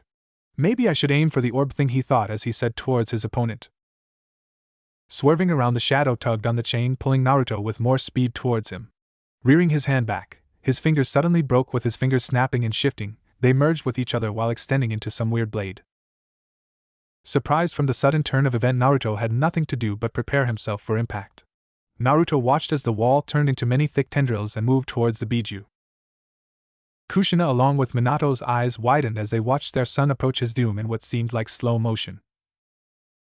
Stabbing Naruto from with his blade hand directly through the center of his stomach, the Shadow tossed the body away like a piece of rag, not bothering to spare a glance at the boy. He pulled the sword out of his shoulder as he prepared to take care of the Kyuubi, who was busy jumping away from the tendrils and ripping those, then grabbed onto him. The Shadow said, sighing, "I really didn't expect you to give me a good fight." Pausing for a while, he smiled and said, "Then again, you're an Uzumaki. It was obvious this would have been harder from the start." "Son, wake up! See, can you hear me? Wake up!" Kushina shouted, frantically scared that he was actually dead. She was angry that she could not help him. Minato, on the other hand, just stood there with a sad look on his face. "I still don't understand how this happened," he thought, confused. Smiling at the look of horror on Minato and Kushina's face, the figure commanded the goo to completely devour them as he walked towards the struggling Biju. He couldn't help but grin from his accomplishment. He had finally gotten a worthy vessel. Outside Naruto's mindscape. "Naruto-kun, I have it!" Ryuzetsu shouted as she ran to where he was. Stopping her sprint, she stared at the three women who stood blocking her from her destination. "What are they doing here?" she thought bitterly when she noticed their headbands. "Who are you?" Sakura asked, not trusting the girl that just arrived. "That's not important now," Kurenai said, breaking the stare down.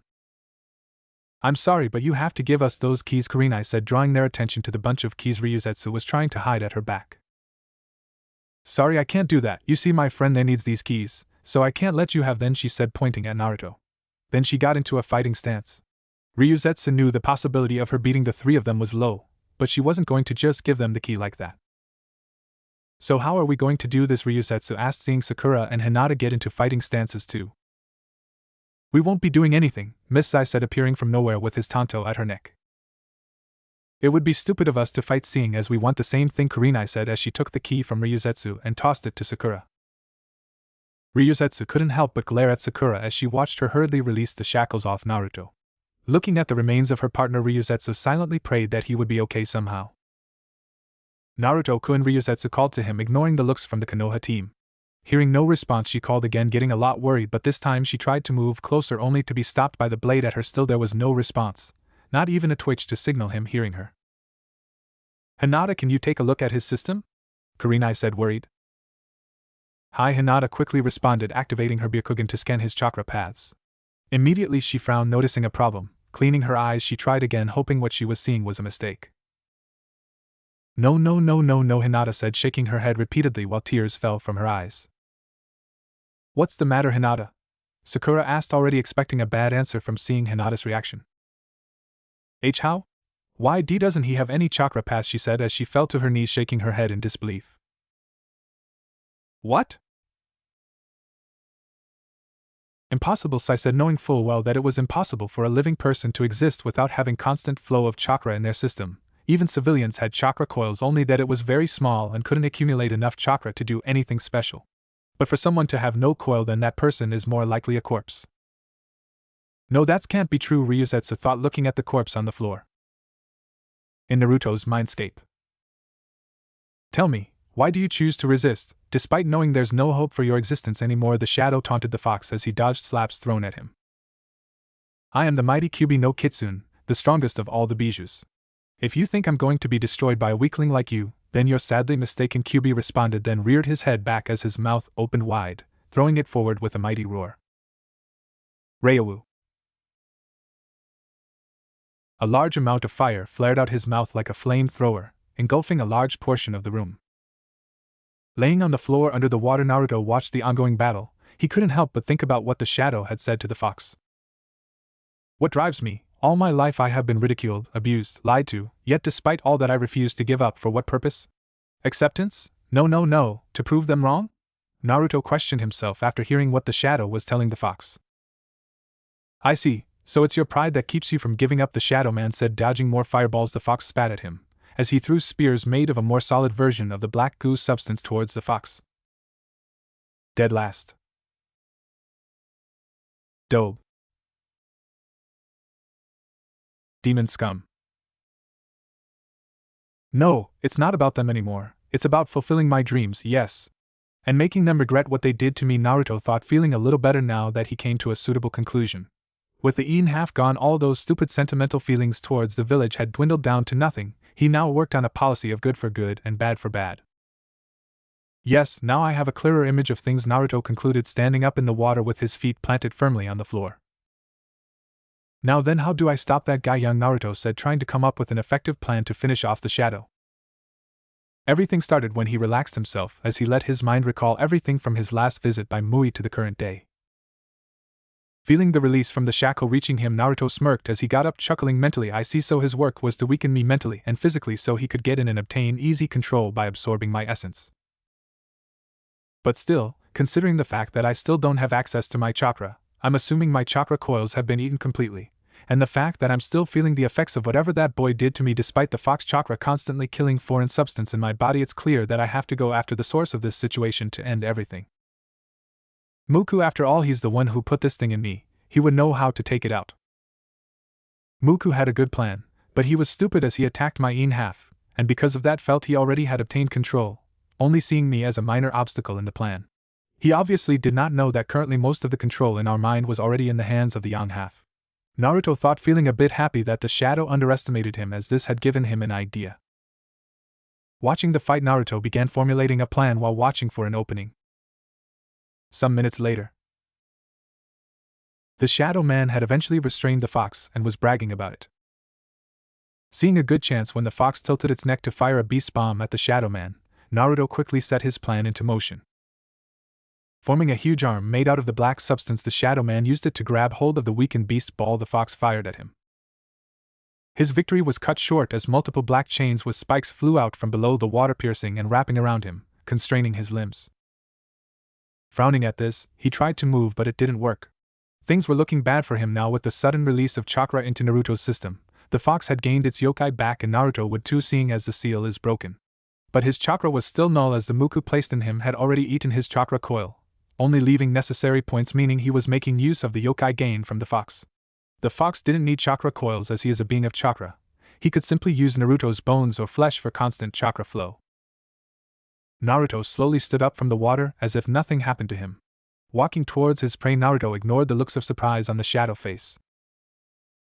How, he stuttered, confused. He had just killed the boy. How was he still alive, and what were these chains? Why couldn't he phase through them?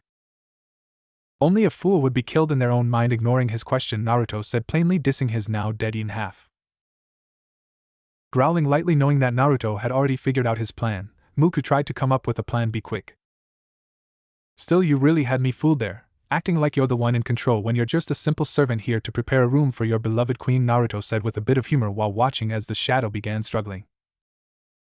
Ha ha ha, you finally understand, but it's too late for you to do anything, the shadow man said, trying to put on a brave act, but was failing as he was a bit worried, feeling the tip of the base on his chest. Really? Naruto said, giving him an evil grin which put everyone on edge as he stabbed his hand into the shadow's chest, moving it in slowly until he held the orb within his grasp.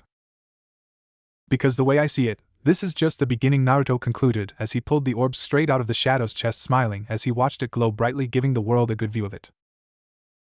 Naruto tightened his grip, watching the shadow's facial expression change into that of pain. Smiling, he squeezed it tighter, watching as it shattered, releasing thick white mist which danced in the air for a while before it quickly moved into Naruto's nostrils and mouth. The chains binding the shadow fell into the water as the body of the shadow crumbled into a heap of the some black sand now that its core was destroyed.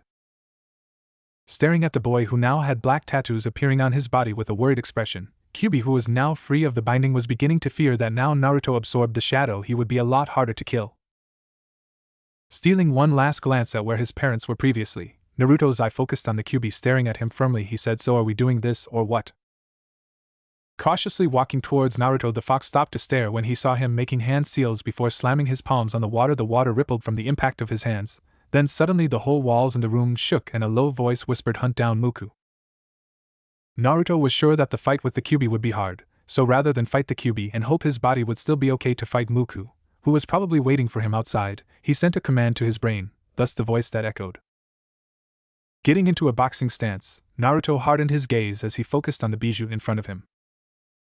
Meanwhile, outside Naruto's mind scale. "Where are you going?" Ryuzetsu was about to question before quickly noticing his eye. "Something's not right," Ryuzetsu thought, trying to pinpoint the location where he sensed the enemy. He paid no attention to the sounds of explosions nor the pain in his body as his mind was on one thing alone. "Naruto-kun, it's not safe," Hinata said in a worried tone as she cautiously moved closer to him. "Yes, Tsunade-sama and the others would handle him. There's no need to get involved," Sakura said when she noticed he was looking directly towards the boy who Tsunade and the others were fighting. Staggering towards the battlefield, Naruto's body began to release steam as the chakra of the fox attempted to heal his injuries, but was failing. "He can't hear us," Kurenai said, already noticing that he was unconscious. Glancing at the single chakra tail, could it be possible that the fox has taken control? Kurenai thought with a frown, knowing that if that was the situation, things would be a lot harder for them. "So what? You can't just leave him like that, you have to stop him," Ryuzetsu shouted at them when she saw the defeated look on their faces. "Be quiet please," Sai said calmly, moving the blade closer to her throat, which made her gulp in fear. "I agree with her, Kurenai-sensei, we have to do something," Hinata said with a bit of determination. Meanwhile, with Muku. Standing on the roof of a damaged building was Muku, who had been dodging attacks by these four for quite a while now. Earlier he had been distracted when he stopped sensing the chakra he embedded in Naruto. Apparently the attackers had others who had taken the opportunity to free the binds of the boy while I was occupied, Muku thought, annoyed as he dodged punches by Kakashi.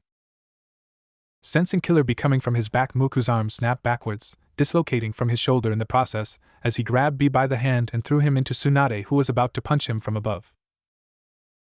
Seeing her attack was going to hit B, Tsunade withdrew her fist and instead tried to grab B. Slamming into Tsunade, all B could do was brace himself from the impact. Luckily he didn't have to do much as Tsunade cushioned his fall. "The hell is that?" Yamato muttered, shocked from what Muku had just done. Yamato then went through sequence of hand seals before shouting Earth Style, Earth's Spear Jutsu, which fired 3 spears made out of earth at Muku. Seeing the incoming attack, Kakashi quickly jumped backwards, making hand seals quickly Fire Style, Fireball Jutsu. He fired a huge ball of fire at Murky. A blushing B quickly stood up from Tsunade, trying to regain his composure, as he apologized for what happened, not trying to seem like a perv. Ignoring him, Tsunade turned to stare at the combined attacks of Yamato and Kakashi with hope that it at least did some damage. "Ha ha ha, nice trick," they heard a voice say in the smoke. "What?" Yamato said in disbelief. They had been trying to land solid hits on the boy, but he had constantly avoided them, and what made it worse was the fact that sometimes he wasn't even facing them, so then how was he still able to counter their attacks? "This is getting annoying," B said, getting annoyed as he charged into the smoke with lightning coating his body.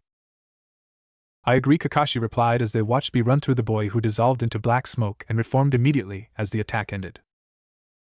His abilities are really becoming a pain dealing with. Not only does he have absolute control over his body, but he can also somehow make himself tangible, Tsunade thought, trying to come up with a better way to defeat the boy. Turning her head, Tsunade's eyes widened when she noticed Naruto, who was awake and walking towards their location with his focus being on the boy. "We have to keep both of them apart," Tsunade shouted, getting the attention of the others as they resumed their joint attack. Glancing at Naruto, an evil grin sneaked its way to Muku's face as if he had found something even more entertaining. "Come to me, Uzumaki," Muku said, still looking at Naruto as he dodged their joint attacks. Frowning at this, Kakashi glances at the approaching Naruto, thinking, what's he up to? Stopping as if he heard what Muku said, Naruto's breathing became heavier as thick steam flowed out his mouth and nostrils.